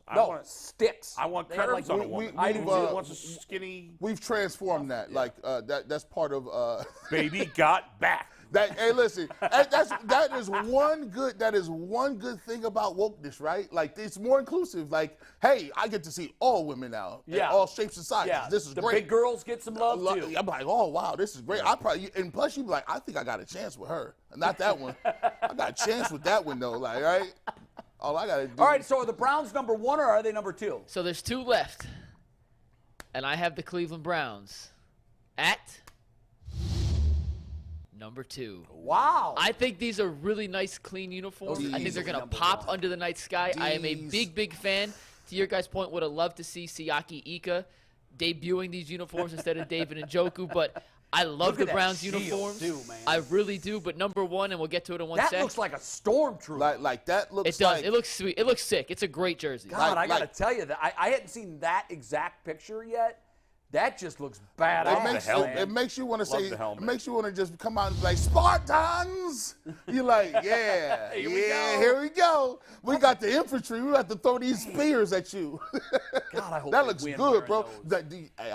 They can't take no L's in them. Please, no L's in those. No. You remember though when they wore the Color Rush Browns on Thursday night when Baker broke the losing streak? They was unstoppable in the color rushers. That was a fun time. All right, I like that uniform. I can go for that as our home. I know you made the joke about Stormtrooper. We've had Reflog on the show. Ironically, he tweeted this out yesterday, but it really does look like a Stormtrooper. Yeah. It does. It really does. I mean, look the like first a thing I Stormtrooper. thought of when I saw And that's a that compliment. picture. That is a compliment. Yeah, I love it. That's I absolutely crazy. love it. It makes our colors not look that bad. Right. Like we don't look like the Great Pumpkin and Charlie Brown Because no more. white is the overall, right. Brown White is is the now the main color, accent, yeah. not the main color. and that's the way it should be. It's like if Minnesota decided let's make purple our whole uniform. Or yellow, You know? yellow the whole uniform. Like, Oh my Yeah. God. All right, and that means number one. And this is the Oilers would be up there, the old school Oilers. But this to me is the perfect throwback alternate uniform. The Tampa Bay Creamsicles, which yeah, are that coming is pretty back. good. I know this is some people don't like these. I think these are absolutely gorgeous uniforms. I really do. Between the jersey, the helmet with the creamsicle stripe on the head, down to the matching stripe on the pants, the white pants, it plays off each other perfectly. They play in Tampa Bay. They play mostly day games. It doesn't look as good at night as it does in the day. This is, in my opinion, the number one alternate jersey for the upcoming 2023 Yeah, NFL see, I still season. think the Browns are. I actually like the Seahawks the best. Browns second, Buccaneers third. Oh, really? For me. What about you? Do you think the Browns are the best? I still love the powder blue Chargers. I can't get enough of those. Like Yeah, they those just are No, but it's a new jersey. But it's just a new one. new jersey. To me, Yeah. to me, Man, on just the badass scale, though. I like the mean, Browns. That Browns jersey looks and helmet crazy. combo just. because it's so hard to do well. It's so hard. They could have screwed that up 9 ways. I think they all should have to wear the dark shields too. Oh, Wouldn't that be yeah, that'd great? be Yeah, awesome. yeah. Especially And when they come out at home, the whole sound system is Darth Vader breathing. That's it. Right, there you go. That's right. That sounds like my CPAP machine. Yeah, right. Yeah, that's right. I sleep with one too. I don't be wearing it though. Okay, well we can record that and play that as the Browns are introduced. I've had that Scares problem. the hell out of Comes you, loose. like the sound of a CPAP machine. Oh, heck Do you no. really sleep with the CPAP? Man, I do try too. No, Do you really? I'm like, man, I can't do this, man. It's like, well, listen, sir, you do know the reason you kind of stop breathing in the middle of the night. You don't I'm like, use it? Yeah, I use it every night. It makes me It sleep could much save better. your life, bro. A funny story on that. A couple of years ago, I went back to Bowling Green, and a former roommate of mine stayed in the same hotel as I did. Stayed in the room. We were obviously different beds, but when I woke up in the morning, I want to make that clear. When I woke up in the morning, I go, Mark, you stopped breathing like 50 times Oh, my last night. God. yeah, like, He's like, what are you talking about? Now, he wasn't married, lived alone, so he Yeah. had nobody that could have. I go, bro, you like stop for like sometimes 10, 15 seconds Oh, you'd be like- at a time. Yeah, it's I've never bad. heard that before. The and he sleep went study- he went to the doctor, and you now did he a sleeps sleep every study. night. You with did a CPAP. sleep study. Oh, right? That was the worst. I You had did to- one? Yeah. In the hotel. Do you go to a hotel? No, it was at a hospital. No. So But it was like a hotel room. But they have make you go to sleep at like 9 o'clock. yeah, they do. Yeah, they do. And And you you're not you even have tired. all these wires connected to you. It's Really? awful. So they put on. So they gave me one at home. You put it on yourself, but I didn't have the thumb monitor in. So they was just like, couldn't test your test the pulse. So I went to I had to go to the hotel. In the hotel, they have a whole floor. I didn't even know the hospital has a whole floor where you go and you just sleep study is another person. They make you go to sleep, but they put all these little charts on you, and then they send it back to the Bro, doctor. you really should sleep with it. Yeah. I was like, If they I told can't. What do you have? A whole mask? Yeah, it's like one of the masters. See, I use just what they're called nose pillows. So it's just on my nose. It's not on my mouth. But it's connected to a hose somewhere? There's a hose, and it goes to like these two little things go into my nostrils. Is it? I would have a hard time. You got to doing get that. used to it. Because I'm a tosser and turner. In the beginning, it's hard to get used to it. Yeah. And But so- mine's set up where it's at a low level when I'm awake, and then when I fall asleep, it kicks in higher. So and for me, I very rarely hit REM sleep. So I take medication to go to sleep. So Yeah, so I got insomnia. So and I got restless leg syndrome. Yeah. Oh my gosh, So- you're a mess. Oh, it works out for my career. I can just do videos. PTSD. That's right.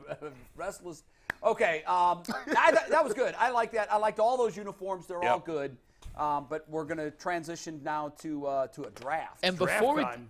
before we do that real quick, I want to remind everybody that if you're not already a member of the Ultimate Cleveland Sports Show, what are you waiting for? For just $1.99, you can become a starters tier member that gets you all those initial membership perks, including loyalty badges, custom emojis, and members-only community posts. For $4.99 a month, that makes you a coaches tier member. You get overtime videos, starter tier perks, discount codes for merch, and much, much more. And with that, it is time for the worst teammates draft. It's a great idea, Mike. So this all started, James Harden put out a tweet yesterday, and Steve, you have tag board. I'll pull it up here in one sec. This was his Instagram story yesterday, and I'll just read it for you guys real quick. He says, "I've been comfortable for too long. It's time to get uncomfortable." As if requesting a trade the day after opting into a contract wasn't uncomfortable enough for a team that just made the Eastern Conference semifinals. Can we the all year give before. our version of can we decode that? What do you think it means? I think it means that at the moment, Daryl Morey's made it very clear he's not going to trade James Harden unless there's a return on investment that's equal. At the moment, there's nothing out there that's being offered that's return on investment equal. And Morey's, I think, perfectly comfortable dragging this out into the season, just like he did with Ben Simmons 2 years ago. Right. And Harden's like, I don't want to be here. I don't want to be here, so let's up the ante. But you got to remember, with all these things, it is the middle of July. They don't start till October. There's plenty of time. That's shot number one across the bow. But here's my interpretation of that. My interpretation of that is he has dictated where he's played for a lot of years, and it hasn't worked. Maybe that tweet, Mike, is saying maybe it's time that I let someone else figure out where I'm going to play instead of myself. And if that means that I have to get comfortable being uncomfortable, then I'm ready for it if that's what we have to do to win. That's what I thought that could have meant. I don't You don't wouldn't buy think that for James Harden. I would buy that for other Well, people. I know but it'd be not a James clear Harden. departure from James Harden, but the tweet is basically saying what I've been doing hasn't worked, so I've got to try something else. That's just how I read it. Fair. All right, so that inspired me to come up with this idea. Let's have a snake draft of the worst teammates in sports. Any sport. Any sport. Any sport you want, the worst teammates. And before the show, we had Ian, our intern, do a random list generator to determine the draft order, and it turned out like this. G has the first pick. Jay, you're second. Okay. Production team is third. And then Bull is fourth. And then it fifth. goes in reverse on the way snake back. draft. Okay. And you can determine whatever you want as worst teammate. And you just explain the pick when you take Explain the pick. We'll talk about it, but I think it's going to be a lot of I'm fun. afraid I didn't write down enough names. I've got 19 I wrote people. 1, 2, 3, 4, 5, 6, I have 17. 7. I only wrote down 8 names. I and, bet and you they're it probably ends going up to be being- off the board very quickly. Everybody's got different guys. Yeah, that's true. That's true. You might be all right. I hope so. You might have to scramble in the fourth round, maybe. I might need to. Well, G, you're Gee, first. you're on the clock. Who's the worst teammate of all time? Man, listen, this could be easy, but I went with a dark horse candidate because this is why this exercise is fun. I'm going with Derek Fisher. Now you say, what's wrong with Derek Fisher? If you don't know the story about Derek Fisher, You could have saved him for your 4th round pick, by the way. Yeah. yeah, I could have, but this is crazy. So Derek Fisher, with Matt Barnes, this is one of his teammates. Matt Barnes, Derek Fisher, as a matter of fact, they were so close that their kids knew each other, right? Their kids knew each other's kids, right? And so Matt Barnes, calls his kids. Him and his wife are separated or they're divorced, and he calls, she says, "Hey, let me talk to my sons before they go to sleep." And they get on the phone and they get in and say, "Hey, Dad, what's going on? You guys good?" He's like, "Yeah, we're gonna go to sleep here in a second. We had to go to bed early because I think Uncle Derek is here." What you mean? Like he in the spot in the house that I still pay for? Yeah, he's been over here with Mommy. Come to find out, this man Derek Fisher done waited him out. Not only did he know his children beforehand, he secretly starts dating his ex-wife in his house, his home that he still pays for, and has not even talked to that man. And they was teammates, friends. He said he used to counsel me through stuff. Matt Barnes drove 3 hours in the middle of the night just to go over there and catch Derek Fisher laid up in his crib. That has to go down as the worst teammate of all time. That's a pretty bad story. You can't listen. I had him on my list. Wow. That's crazy. In front of your kids? That is bad. Uncle Derek's here. What? I don't know if it's 1. I don't know if it's 1-1. He's in but bed it's on with the him. list. Yeah, they're hanging out. They're watching a movie. Netflix and chill, they call it. Oh, no. Hey, Jay, you are I next. promise you. That's a good one. I That's a won't great even pick. listen. I love all of you to death. I'm sorry if you die tomorrow. I can't say nothing to your wife. I'm gonna just give her. That's send her violating some- the first rule of man Like, come code. on, bro. You can't. Come on. That's So mine way out of is line. actually similar to that. Mine's Delonte West. Damn it, Jay. Oh yeah. Damn it. That was our 1-1. That was mean- our 1-1. Yeah, it is. I mean, because if sleeping with the teammates, Wife. allegedly sleeping with the teammates, I'm so mad you picked that, wife Jay. is a crime This and a crazy. violation of man code and teammates everywhere. Then what Delonte West did, or allegedly, that breaks the whole code. Hey, that's like you And literally. that man hasn't been the same since. No. I mean, I just harken back to his That's- arrest where they arrested him on a 3-wheeler with a sawed-off shotgun in the back. I can't. LeBron Jay, that James- was my sleeper pick for the second round. I'm so mad that you took it. LeBron's so I'm powerful. so mad. He gave him that Warren Buffett spell. I'm a billionaire. Your mind is gone. You never come back from this. You are done. And I mean, last time he was seen, and it's not funny, but No, I mean, but like he- Delonte West needs help. He needs Mark- some Mark help. You know, Mark And Mark Cuban tried to is help trying. him, but you know, a lot of things. A crazy person once told me, "Your problem is you're thinking like a sane person. We don't think that way." Yeah. Because there was somebody that I knew that I was trying to help, Yeah. who was living a horrible life on the streets, and the line was, "We do what we want, and I am where I want to be." Yes. It may not be your idea of normal, but But it's where I want to be. in their head I it's don't different. need help. Yeah, So, in their okay. head it's different And that's sometimes. Delonte West. I hope he gets. I hope he's in a good place. That's all. But he's my number one worst teammate. Pick. So I can't believe that he's gone, which means, Anthony, we're looking at our board. I think we have to go 2 here. We're in agreement. We're going to take Kyrie Irving as our Yep. first pick. I'm Well, shocked he that fell to was the my third number pick. 2 pick. Yep. He has single-handedly disrupted the last 3 teams he's been on. Every team he's played for. He has been a winner, which is a difference. Derek Fisher was a winner, too. I mean, Derek Fisher won a lot of titles, so you can't hold the winning against Kyrie Irving and or Derek Fisher. But he does not seem to be happy with anything going on in his life, right? Not in his life in general, nothing's but good like enough. nothing's good enough. Yep. And the fact that he has self-sabotaged a Nets team on 2 different occasions. Yep. He self-sabotaged Boston before that. And now he's out here. He just re-signed with Dallas. But Call it what Kyrie it Irving is. He has to be on that list. self-sabotaged the Cavs. I was getting there, yeah.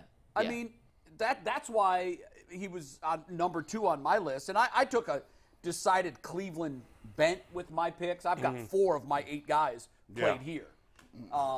But, yeah, I think Kyrie Irving is a deserving first-round pick. Bull, who you got? Yeah, I'm going Rick Manning. He banged Dennis Eckersley's wife. I mean, I know nobody wants to talk about it because he's doing TV here, but like Dennis Eckersley was his best friend, They lived together. and Dennis Eckersley and his wife were like high school sweethearts. And Rick Manning banged his wife. So what happened there was Manning broke his back in his second season. Yeah.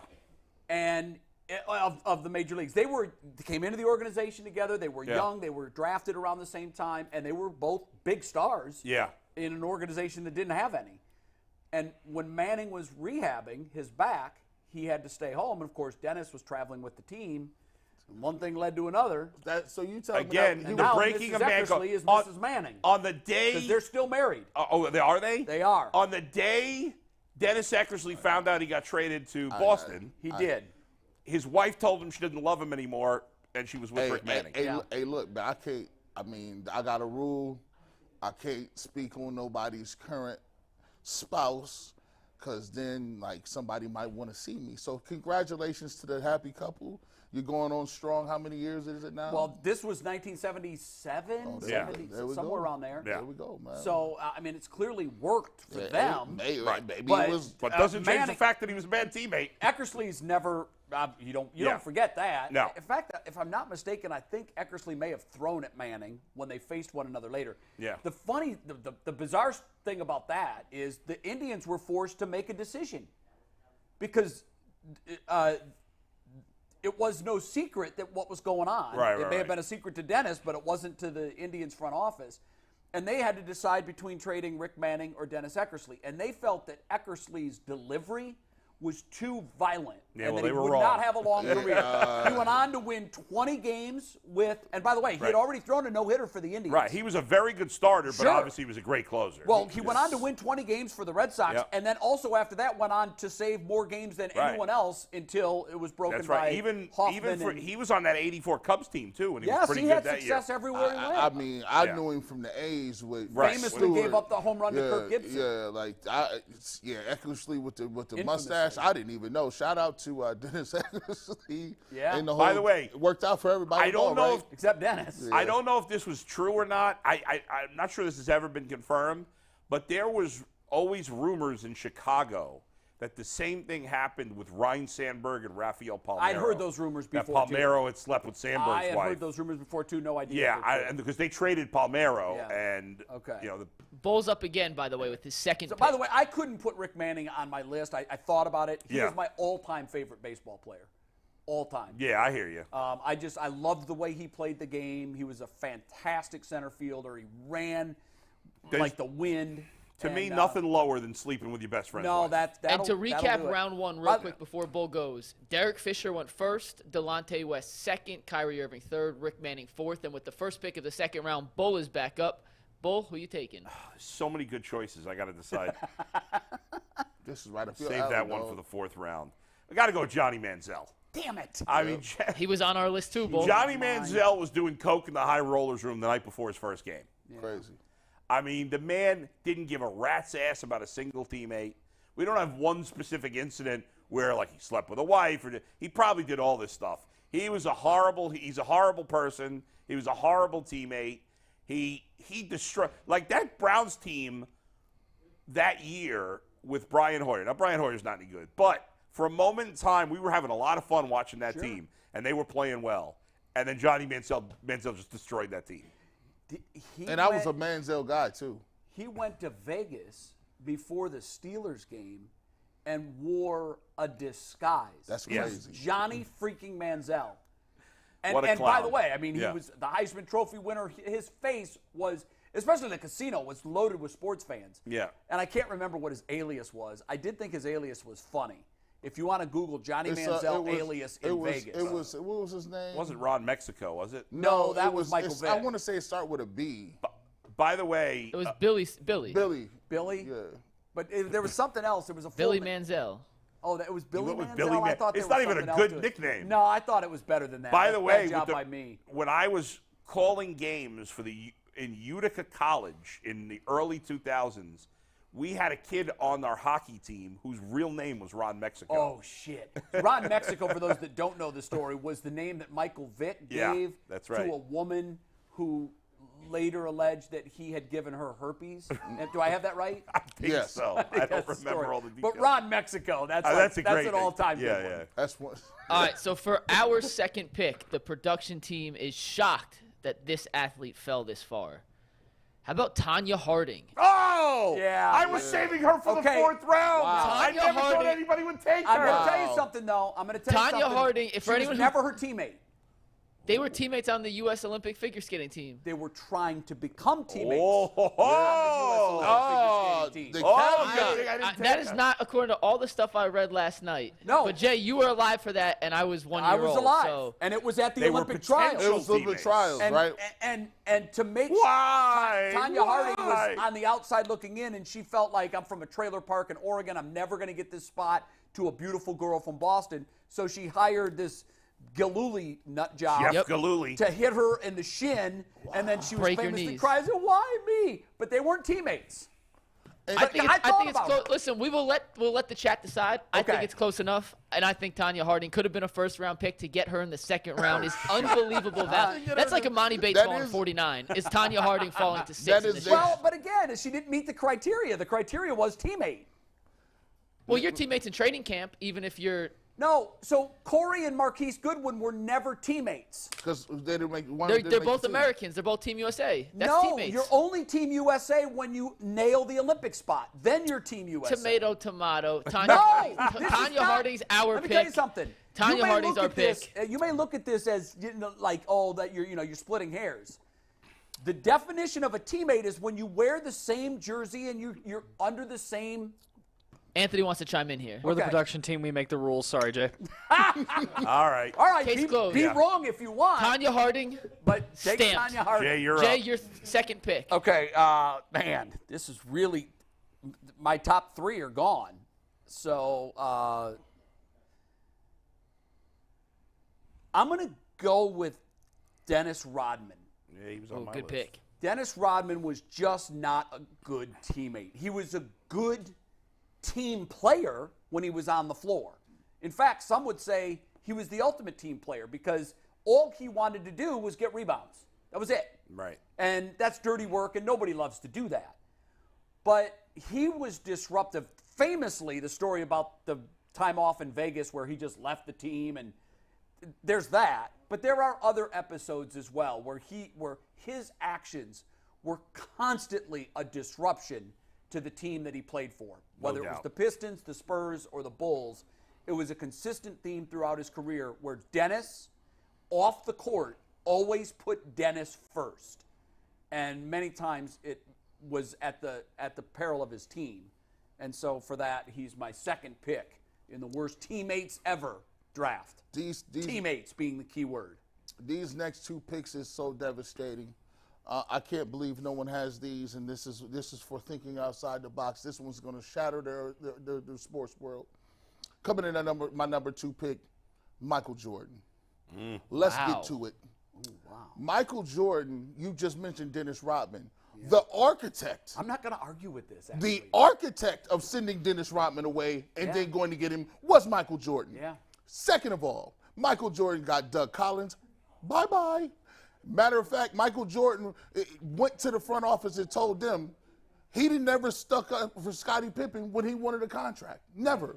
And to this day, Scottie Pippen is scarred by that. He said, yo, I got 6 rings, but Michael never went to the Bulls and said, let's get Scottie this money. And now Michael's son Kev, is sleeping with Dennis Married. with Scottie Pippen. Married. Oh, they got married? engaged. Okay, engaged. Engaged. To Scottie Pippen's ex. Yes, ex-wife. Oh, that is the ultimate mic drop. And on top of that, Michael Jordan got Isaiah Thomas kicked off Oh, that's right. the Dream Team. Well, the only player that should have been on there, everybody knows Isaiah Thomas is supposed to be on there.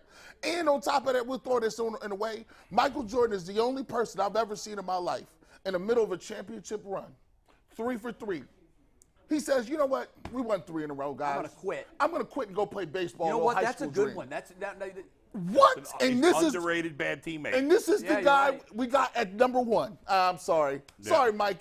I love your shoes, though. If you want to come on the show, holla at Big Brad. And your next pick, G. Next your pick, we third go right pick. into it. It's not even going to be that long. Lance Armstrong. Not only when you're dealing with cycling, there is a team that gets you there. They joust and move around and make sure that you win these stages. That's true. And they sacrifice their whole careers just for you to win, and you got caught with doping. And then you lied about it for years and years and years and years and years, and you were at the top of the game. Think about all those guys that sacrifice, or all the great cyclists that will probably never be known ever because of Lance they're Armstrong. wingmen. They're just dudes, just pawns in your game. Wow, that's a low-key good one that I never would have thought of. Crazy, Lance. Crazy. That's Nice 2. job out of you. Yeah, really nice job. That's a good pick, Jay. I mean, G. Good pick. Jay, you're up. I got nothing, man. Damn, I'm going to go with T.O. Good choice. Another guy that I Sit-ups. felt was extremely disruptive, both on the field and off it. Do you guys remember when when he left San Francisco, he all but came out and said Jeff Garcia's gay. People forget about that. People do forget about that, but I remember when we covered it, and it was a And Jeff Garcia's wife was bad as hell. She was a playmate centerfold. She was cold. I'm like, dang, T.O., you gonna say that about that man? Like, people forgot about that. No, I know. I haven't. And then I just remember so many times, I always laugh whenever that's my quarterback comes up because he was obviously faking. He did not like Donovan McNabb. At all. He was the one that told the media that Donovan McNabb was vomiting in the huddle in the last drive at a Super Bowl. He said he was out of shape. Out of shape, vomiting in the huddle, nervous, like this was his teammate. That's crazy. He knew that when he ran to midfield and slammed the football on the star, that wasn't going to be received well by the officials or the other team. He said and did a lot of things that his teammates had to cover him for. And for that, I think T.O. was just an overall wildly talented wide receiver, one of the best to ever play the position, but a shit teammate. Man, oof. I forgot he said. I forgot he told him that you was out of shape, McNabb. Yeah, you were vomiting. You were nervous. You didn't have command of the huddle. You were out of shape. How's he? That's my quarterback. That's my quarterback. And he put the sunglasses on so we couldn't see that he wasn't really crying. And the Jeff Garcia thing was just. And back wow. back then, it's a totally different climate than it is now. Yeah. No one had ever come out to be openly gay. That was before Michael Sam and the whole thing. And so basically, he was just and that followed Jeff Garcia. It did. He had to answer to those questions for a very long time, all because of his former teammate. That's crazy. You would have to answer about sexuality. like you committed a crime. Right, but that really does show you how far society has come in just 15 years. Yeah. By the way, yesterday the assistant strength and conditioning coach of the Jaguars came out. He's the first that's male coach to come out. So good for him. So Jay went with the receiver, and T.O. was on our list, but he was the number 2 receiver on our list. He was not, in our opinion, the worst teammate taking receiver my guy again. in the NFL, and that honor goes to Antonio Brown. Another elite talent on the field and an absolute nutcase off it. Antonio Brown, time after time after time, from being pretty good his first couple years in Pittsburgh, then he goes to the Raiders and becomes a whole dilemma with his frostbite feet. Then he goes to Tampa Bay in New England, runs off the field. Another guy I hope is doing well, in all honesty. I think he may have some mental issues, but I think Antonio he's got Brown, CTE, and I think we all watched and remember the play that it happened on. I don't want to make that assumption, but it would not shock me. But he is if you go back on his crazy timeline, it all started after that Vontaze Burfict hit.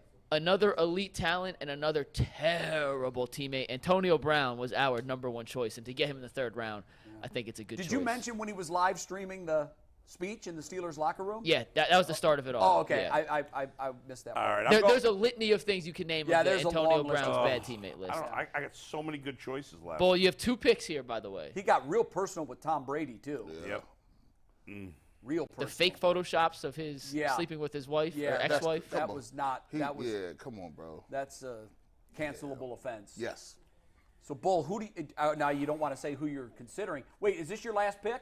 I He got has 2 2 in a picks. row. So you could discuss your train of thought here because no one's going to pick after you. So who's on your Right. board? No, that's not true, Bull.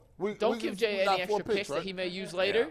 I've got 3 names that. So I'm straight because one of my. I got like 5, 6 really good ones. You know what? The guy killed people. Aaron Hernandez. That's a great pick. That's a great pick. I mean, That's a great pick. Yeah. I believe Nothing tops that. Not even That's a sleeping with damn your good teammate's pick. wife.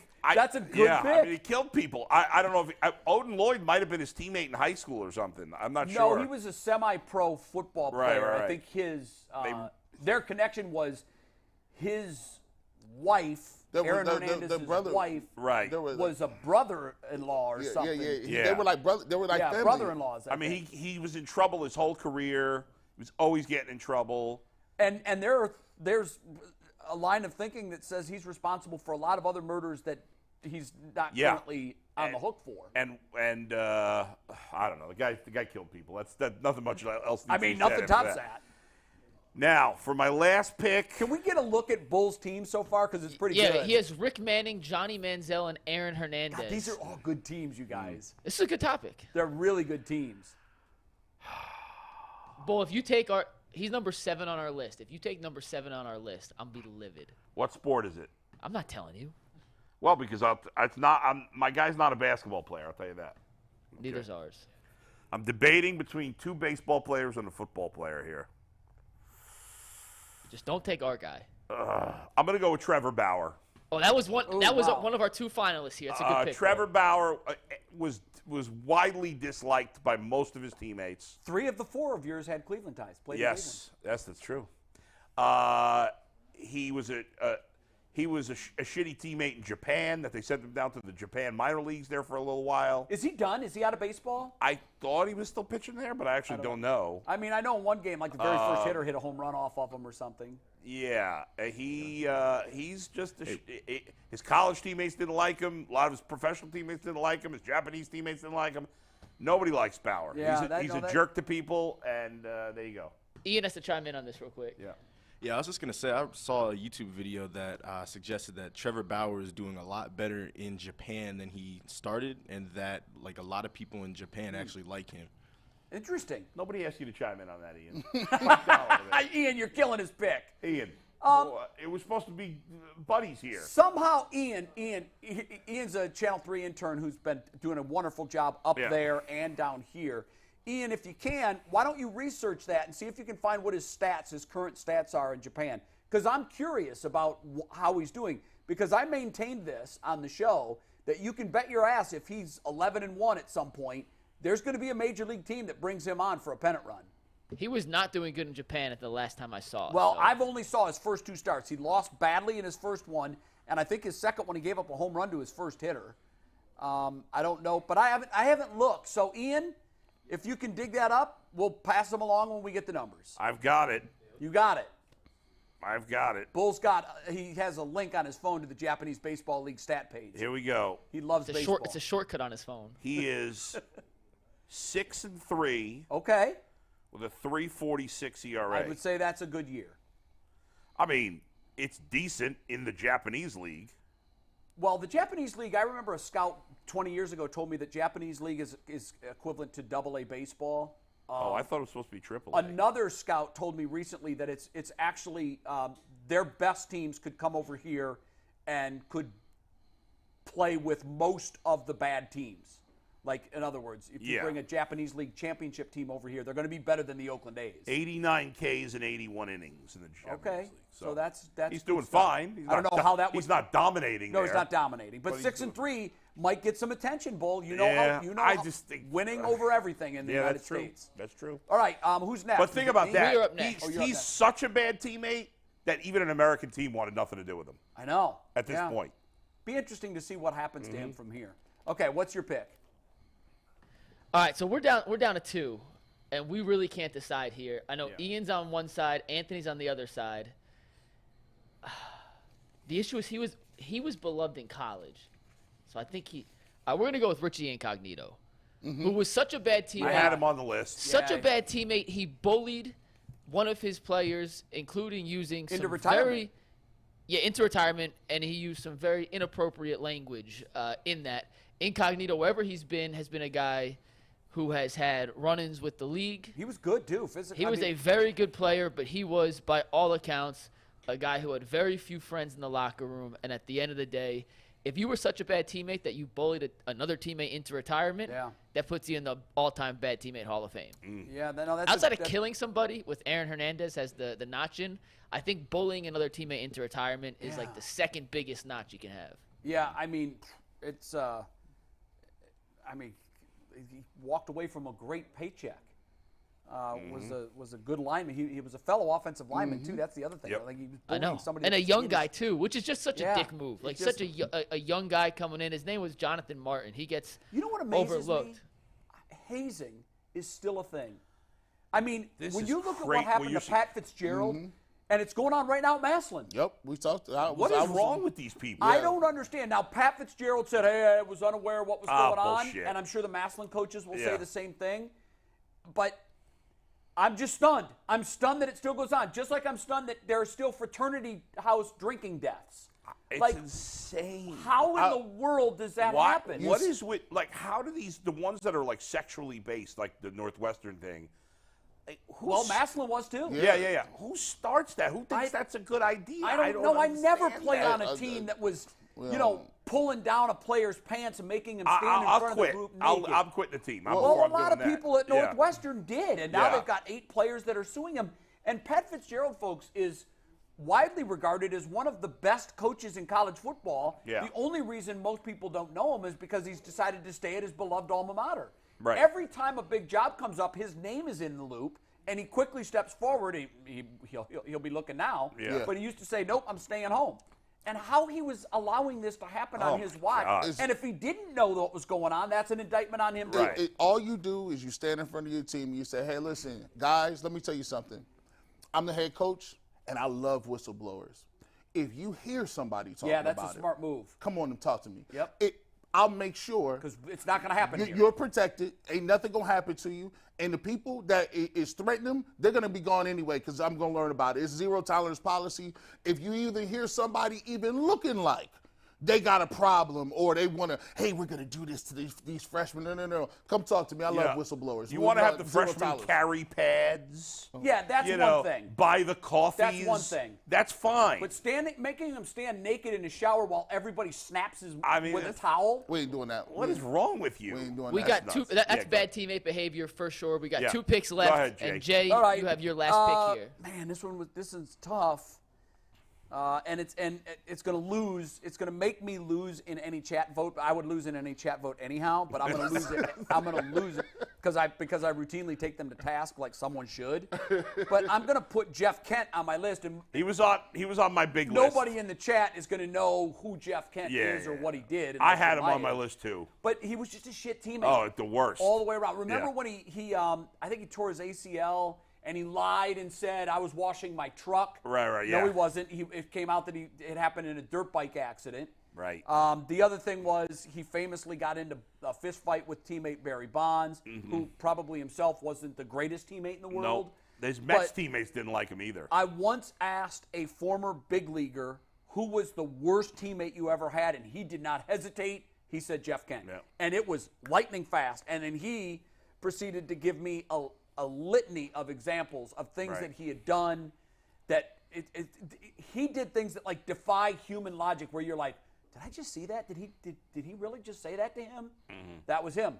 Not a good teammate, so he rounds out my worst teammate ever. And G, your last pick. Draft. Yeah, this is another outside of the box pick for me. Many people don't realize, they say one band, one sound in drumline.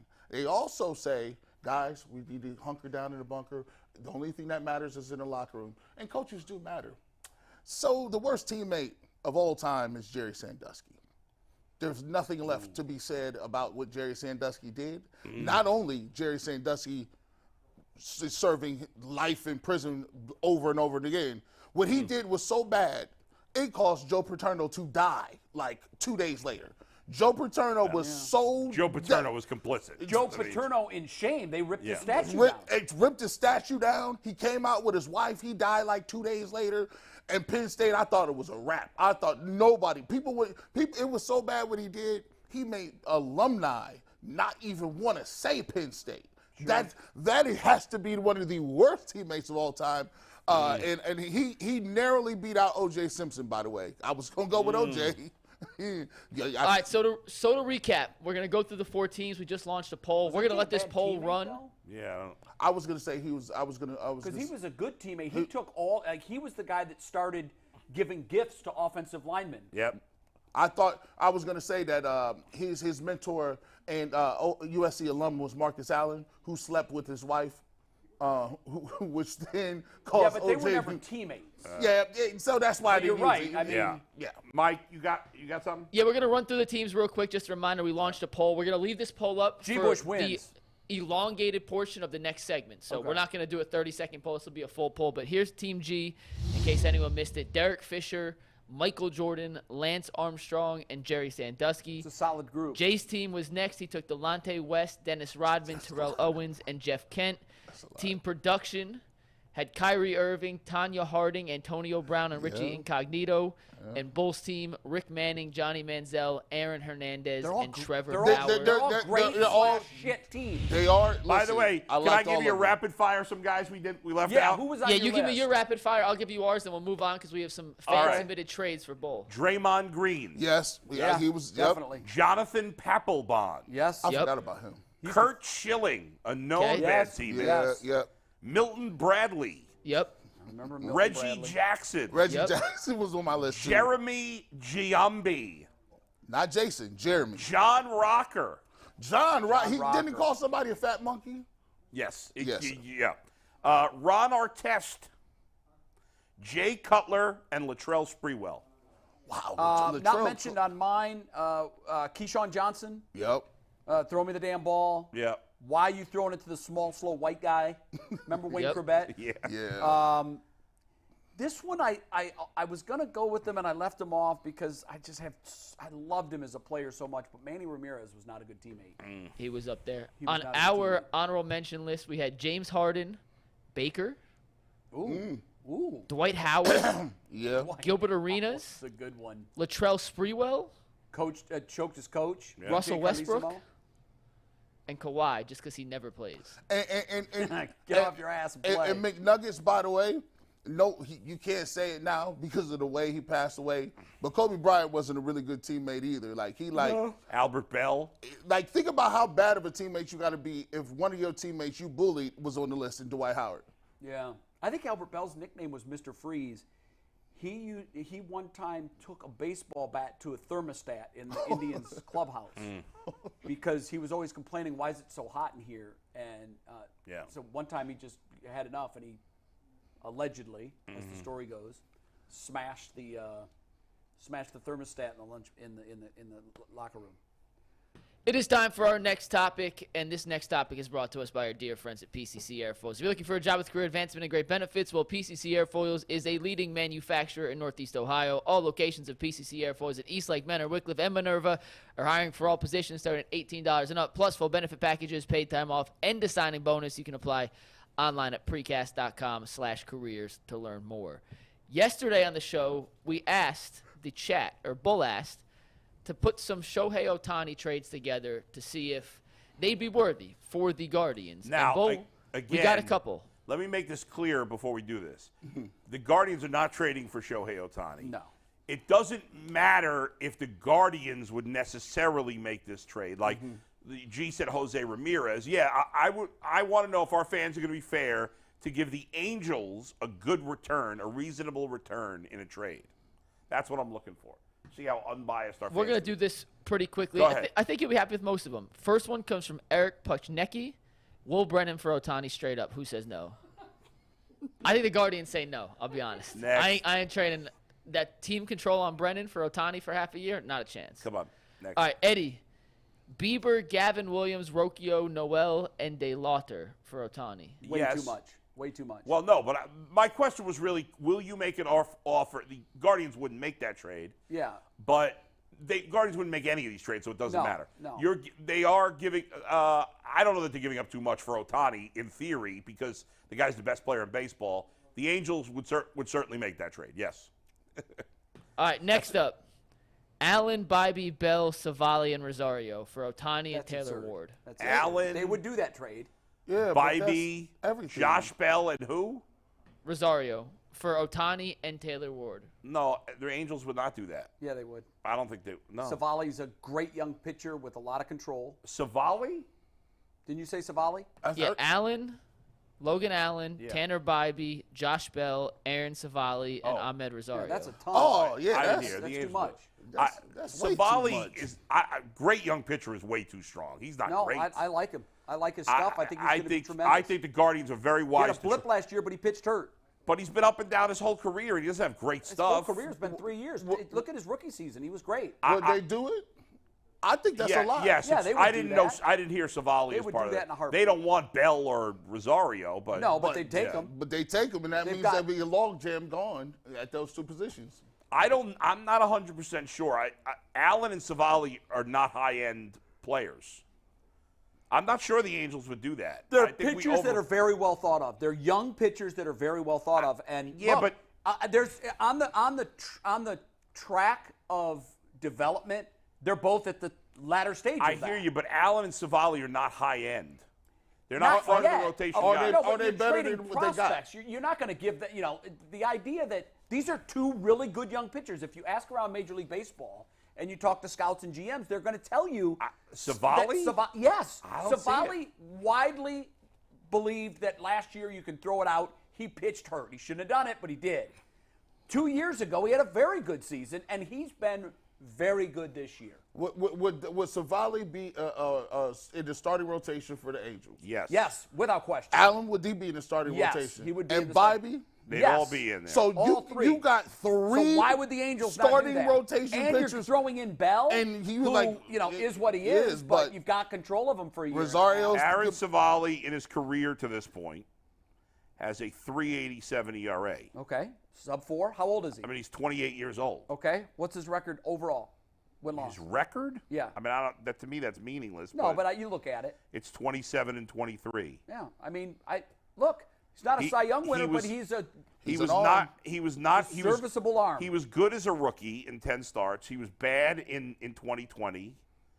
He was okay in 2021. I remember him as more than okay in 21. What was his he had record? 3.84 ERA. Yeah, but and 99 strikeouts in 124 innings. Well, he's not going to blow guys away. I'm just saying he's not a dominant starter. I didn't say he was dominant. I just said I think he's a very good pitcher. I think they should trade him. I think he's a middle of the rotation guy. I don't think they will trade him. I think his value is higher than it ever will be. We'll see. Yeah, we will. Go ahead, Mike.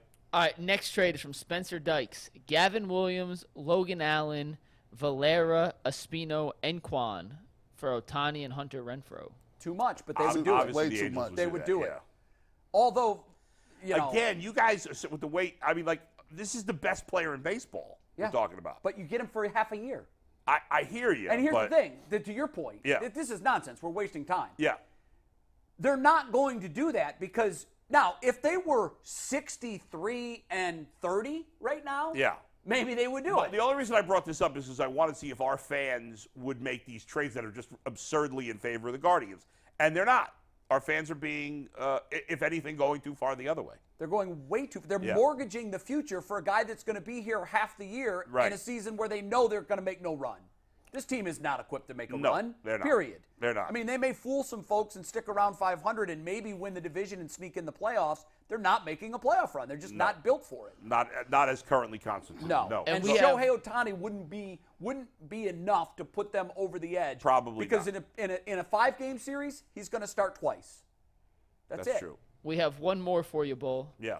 Bieber, Espino, Rocchio, Arias, Valera, and Chase DeLauder, who's been killing it with the Lake County Captains. Yeah. I like this a little better. Yeah, I mean, because I don't think Arias can play as well as they thought. What that is that's a move that you make because a lot of those guys they're not contributors here. Right. So that's a trade that, from Cleveland's standpoint, I could say, okay, if we could get him for even a half a year and lose all of these prospects, I would say, what the hell, let's roll the dice. Yeah, I mean, that's enough. I love Rocchio, though. High-end He was on that list, wasn't he? Yeah. He's our shortstop in the future. I Arias and what pitcher Arias did you not give enough up? at bats yet. That's not fair. I'm just saying his plate. I don't like him at the plate. I don't like many of their players at the plate. All right, good stuff, Mike. Our fans weren't crazy. No, they were all, Yeah. None of were those good. will happen, but So our next conversation we have to have. before we leave that, where does Ohtani end the season?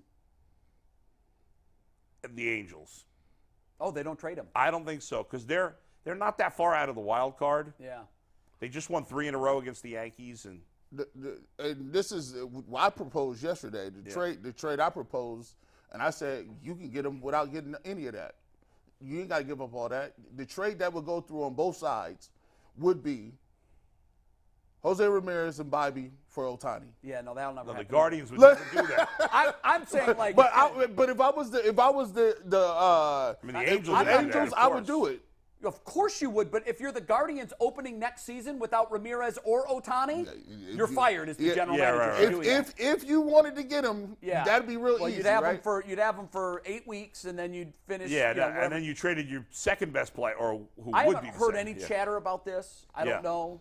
I think the Texas Rangers would be a wildly successful place. They already for him. have the best lineup in baseball right Can now. you imagine They need adding yeah. him to both lineups, pitching Yeah. rotation, and Yeah, it'd be amazing. I I mean, think- that's what you're getting a top 10 hitter and a top 10 pitcher. You got to give up a ton, even for you half would. a You'd have to raid Yeah. your farm system, but they're in good shape. Right. What is the team that they got him in free agency that already has a great that you would say Dodgers. that you would say it's unfair? Dodgers. Like they'd have Braves. from top to bottom, they would have one of the most. I mean, I actually think this is one of the worst Dodger teams of the last decade. Well, they've had some great But, teams. but they've had a lot of injuries. They That's been have. part of it. But yeah, if he goes to the Dodgers, it's just crazy. Yeah, I know. If it's Yeah. Go ahead, Mike. wouldn't be fair. All right, so we were going to have a discussion and then react to some viewer comments on this. But because we're up against the clock, we're going to start with these viewer comments. And these viewer comments Yeah. are only from our coaches tier members. By the way, So I'm bummed that we had to blow off that GOAT conversation, Mikey. Sorry. No, we're having it. We're just going to read their comments first and then react to it. So, yes, this is a perk of being a coaches tier Yeah. member of the Ultimate Cleveland Sports Show. That is the $4.99 one. We're going to do this from time to time, but we're going to ask a question. If we had time, we discuss it, and then we'd react to your answers, but we're up against the clock, so we're just going to read your answers. We got about 10 of these. The question I asked was, when having the GOAT debate, what factors do you weigh most heavily and why? It could be any sport. It could be LeBron, MJ. It could be Brady versus Mahomes. Whatever the GOAT discussion is, Yeah. what factors to you matter the most? And we got a bunch of answers. We're going to read them. And if anything from these answers stands out, guys, Okay. you guys react and we can chime in on it. But these are from our coaches tier members only, and we appreciate you guys for being supporters of the Ultimate Cleveland Sports Show. First one's from Eddie. He says, I think it's the state of the NBA, the players on the team with said individual, and what that player did compared to the other are the most important. Fair? Foul? Cool with that? It didn't include championships, so I'm okay with it. Because I reverse engineered that question. To me, the thing that I look at it, but it doesn't weigh heavily, it's never going to be my first argument, is championships. Irrelevant to me. I don't think it's irrelevant. I shouldn't say irrelevant because it's on my list, but it's way down my list. Well, and it's based on the sport factors in whether it's relevant. In baseball, to me, it is irrelevant. oh, it's 100% irrelevant in baseball. but I Like don't Ted think it- Williams wasn't a great player. Yeah, Right, and No. I think it is relevant in football for quarterbacks only. Yes. And in basketball, it's definitely relevant. I but it think it's shouldn't less- be the end-all, be-all. Here's why I say it's not as relevant in basketball. You still need a great supporting cast. Look at the years LeBron was clearly the best player in the league, but couldn't win a title. But it's still relevant. It shouldn't be relevant. the only thing. Yeah, but when If your people only start argument- their Jordan argument, Yeah. well, he was 6 for 6. You lose. That's stupid. You lose. That's not. Yeah. The Because- 6 for 6 part is stupid. Yeah, but I mean that's Skip Bayless bases his entire argument on 6 for 6. Saying he's won more championships than LeBron is fair. That's fair. It's The worthy 6 for of noting. 6 of it is stupid. But it's not. If that's the tent pole to your argument, you lose. All right, we got a bunch more. Next one's from Brandon Schwander. I think winning has to be a factor, but I don't know how much to weigh it completely. Other factors are clutchness, how they affect the team around them, durability, and consistency. To be completely honest, it mostly comes down to who you watch play and who you like the most. It's never a true apples-to-apples comparison because the game changes so much. Yeah, it's hard. And each person has only personally witnessed one player in each era to another player in their own era. To me, I think he said something about durability, and he talked about consistency. To me, I think one of the things that people use as a negative on somebody's resume is that they played long. Like, to me, that's the true measure of somebody who's the GOAT. Like, it's easy to go to work one day, but is it easy to go to work 35 years to get a little Social Security check No, in a job you don't like? Right. That's GOAT. Right. Like, The to Vin me, Scully argument. Yeah, I mean, Vin Scully had one employer for what was it, Bull? 62 years. Yep. The Dodgers. Yep. You win. Yep. More than that. It was like 72 years. I don't know think. what it was. Yeah, it was crazy. I think it was 72. I thought it was 62. you can't do 11, It could've 12 been years more. and be Like like, it was I'm in the the greatest. 50s. I mean, he was with the Yeah. Brooklyn Dodgers Yep. and then moved to L.A. Yeah, and, I see. No, if you was there when Jackie Robinson was yeah, Yeah. you win. you Yeah. win. You win. By the way, A note from football from one of the Browns' rivals: the Ravens just signed Melvin Gordon. They did $3.1 million. And to their We got a running bunch back more group. comments, Bull. We got to get through these because we promised we would. Next from Okay. Heidelberg. Era, what did the player do to change the game for better, enhance the game, the overall team the player was on? Basically, the GOAT is a person's opinion. Next one's from Evan419. The entirety of the career, too many people fault LeBron for his losses while acting like MJ only played 6 years. He That's won it. titles. They forget That's he it. never made the finals until he had a Hall of Fame coach and teammate. We have one from John A. He said, I don't usually do GOAT talk because of the difference in errors. It seems like errors are a pretty common I factor think so, here. too, I think that's yeah. totally fair. The way the game is played and how they play it is very contrasting. Players play differently. For instance, MJ and LeBron doesn't even translate. MJ Kobe was more comparable. Rand Calhoun. People always say 6 rings. It compares finals record, but that argument means Jordan can't hold Bill Russell's jockstrap. With that being said, it's so subjective. But when LeBron gets credit for being the GOAT for his insane longevity and ability to take crap teams to the dance. April says if it's not championships, If win-loss are a quarterback stat and win-loss shouldn't be a pitcher stat, then they're certainly not small forward stats. To me, it's about who can alone better create a way to score at will, and that means the Our answer is coaches Jordan. tier members are smart. Yeah. Good answer. Yeah. They're all getting it right. Yep. Yeah. We got a couple more. Jordan Tarman says, I Jordan believe there could be Farmar, more. an NBA player? Yeah, He I don't was think used to he's be I don't used to think be a net. member. He's not a He was a coaches tier UCLA. member, but he says I believe there can be more than one GOAT in a sport. It's 2 different eras, and it isn't fair to do a true comparison. I do believe Michael's more iconic than LeBron, though. We'll get back to that in a sec. Whether you can have 2 GOATs. Raystein says stats in my own eye test. DB Dog 21 says it's always dependent on people arguing. Total Browns fan. However, prior to Tom Brady, it was always Joe Montana to me, but Bradshaw is never mentioned as a great, even though he's 4-0 in Super Bowls. Those are the pro Jordan. Will bring up 6-0 in the finals. Those that are pro Bron bring up he made 8 straight finals appearances, and every other statistic that he's surpassed Jordan in. Then it's the era argument. Jordan would dominate in today's game, but I don't think Bron would dominate in Jordan's era. For me, there's no argument for a player I leading totally 3 different disagree. franchises to an NBA championship. We got 3 more real quick. Mr. Woody says Michael didn't make it past the first round without Pippen. LeBron carried the team to the finals with Larry Hughes as his second-best teammate. Christian Kula says, I believe there's a difference between the greatest player of all time and the best player of all time. We often get those confused. The best player comes down to whoever's the most talented and the best skill set. The greatest doesn't necessarily have to be the best player. The greatest is whoever the best leader is. I disagree And with last that. but not least, Buckeye says winning, but in context, impact on the game and basketball culture overall, and to a certain Everybody's extent, answering stats this as and if we're just accolades. talking about basketball, and we're not. Yeah, no. Yeah. How did this just become about the NBA? Well, Because I put a that's where picture of Jordan and people LeBron, use but I it. said when okay. having the Oh. GOAT debate in any sport, what Yeah, but it factors was the do weigh picture most that was the heavily. cue. That was Right, their right, But right. we needed a picture with the question. But in the yeah, but poll, had you so. put Muhammad Ali up there, you would have gotten a host of different answers. See, it's- Fair. I'm not being critical Fair. of you. Yeah. We're trying to figure out why Yeah. everybody's going. But I to think basketball. the two commonalities is eras play a huge Eras is difference. big. And I do think a lot of people are right here. Just to say he won 6 championships Yeah, makes that's- him the best. You At know what? least in this one, It's a bad is tent irrelevant. pole to an argument. What I think is the dumbest thing about the debate, especially between LeBron and Michael, is the people that say, well, it's definitely one or the other. Yeah, That's it's not. stupid. Yeah, That's just stupid. Yeah, I could point it's very gray. I could point to a bunch of reasons why I'd pick one. I could point Yeah. to a bunch of reasons why I'd pick the other. But I will say there can't be 2. I know, There's, but the GOAT is very. but it's stupid. If I think it's Jordan and you think it's Yeah, LeBron, neither it's one's stupid for us to say the wrong. others are wrong. It's an Right. opinion. It's an opinion, Yeah. and that's it. But there can't be more than one. Now, I think sometimes it is a fact. Like Serena Williams is the GOAT yeah. there. of her sport. Yes. Like, Yeah. and that's not even. You can't bring up anyone, Martina. You can't bring up anybody that even came close to domination. Well, like she had. And in football, how do you compare a quarterback with a wide receiver How do you or a compare running Jim back? Brown to Tom Brady? Yeah, Impossible. it's impossible. Apples and oranges. I think it needs to be. It comes down to who is the best physical player based on traits, and then they mention a word that I like. It's who's the most iconic. I think LeBron is a better basketball player than Michael Jordan, but I think no one will be more iconic Because than, of his impact on because the of what he marketing did. end of it. Yeah. Like, so By the I- way, the person that said LeBron couldn't play in Jordan's era, that's the most ludicrous Yeah, thing I've ever that heard. was way off base. But I will say Yeah. this: in general, our coaches tier comments They were good. were Smart. thoughtful Yes. and intelligent. And that brings me to a question for you, Mike.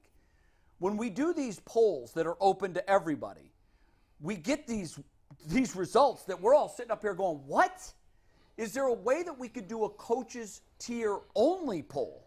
There is, and maybe we'll do those moving Because forward. I would like to pose to the Yeah, I'm coaches tier curious only. if they do a better job. It's a much rate smaller. the owners in Cleveland. Much smaller. Oh, we could do that. We could definitely do that. I Speaking understand of that polls, it's smaller, though, but I would like to see what they say. What are Got the poll you. results, Mike? speaking of poll results, real quick, we have less than a minute. Who do you think came in last? I came in last. Everyone agree? I mean, it's a poll. Yeah, Jay did come in last. Yeah. G. 8%. Bush won. You came in second. Bull is close. I think Bull. Well, yeah, had it. Bull could be close because Bull's team is actually, I think, the best. So here's how it went. Jay with 8%. yeah. Production, this is horseshit. We came third with 23%. Oh, wow. I liked your team. Our team was the best. Bull came in second with 32%, and G. Bush with 36. It was close. Is your winner. G. Bush, once it doesn't, G. Bush, you can pick shit. got the crap, G. Bush poop, bias. Dog shit, and you still win a poll here. It's absurd. There it is. You Thank deserve you. it. Thank you. It's your belt. I mean, Peace. it should be yours. You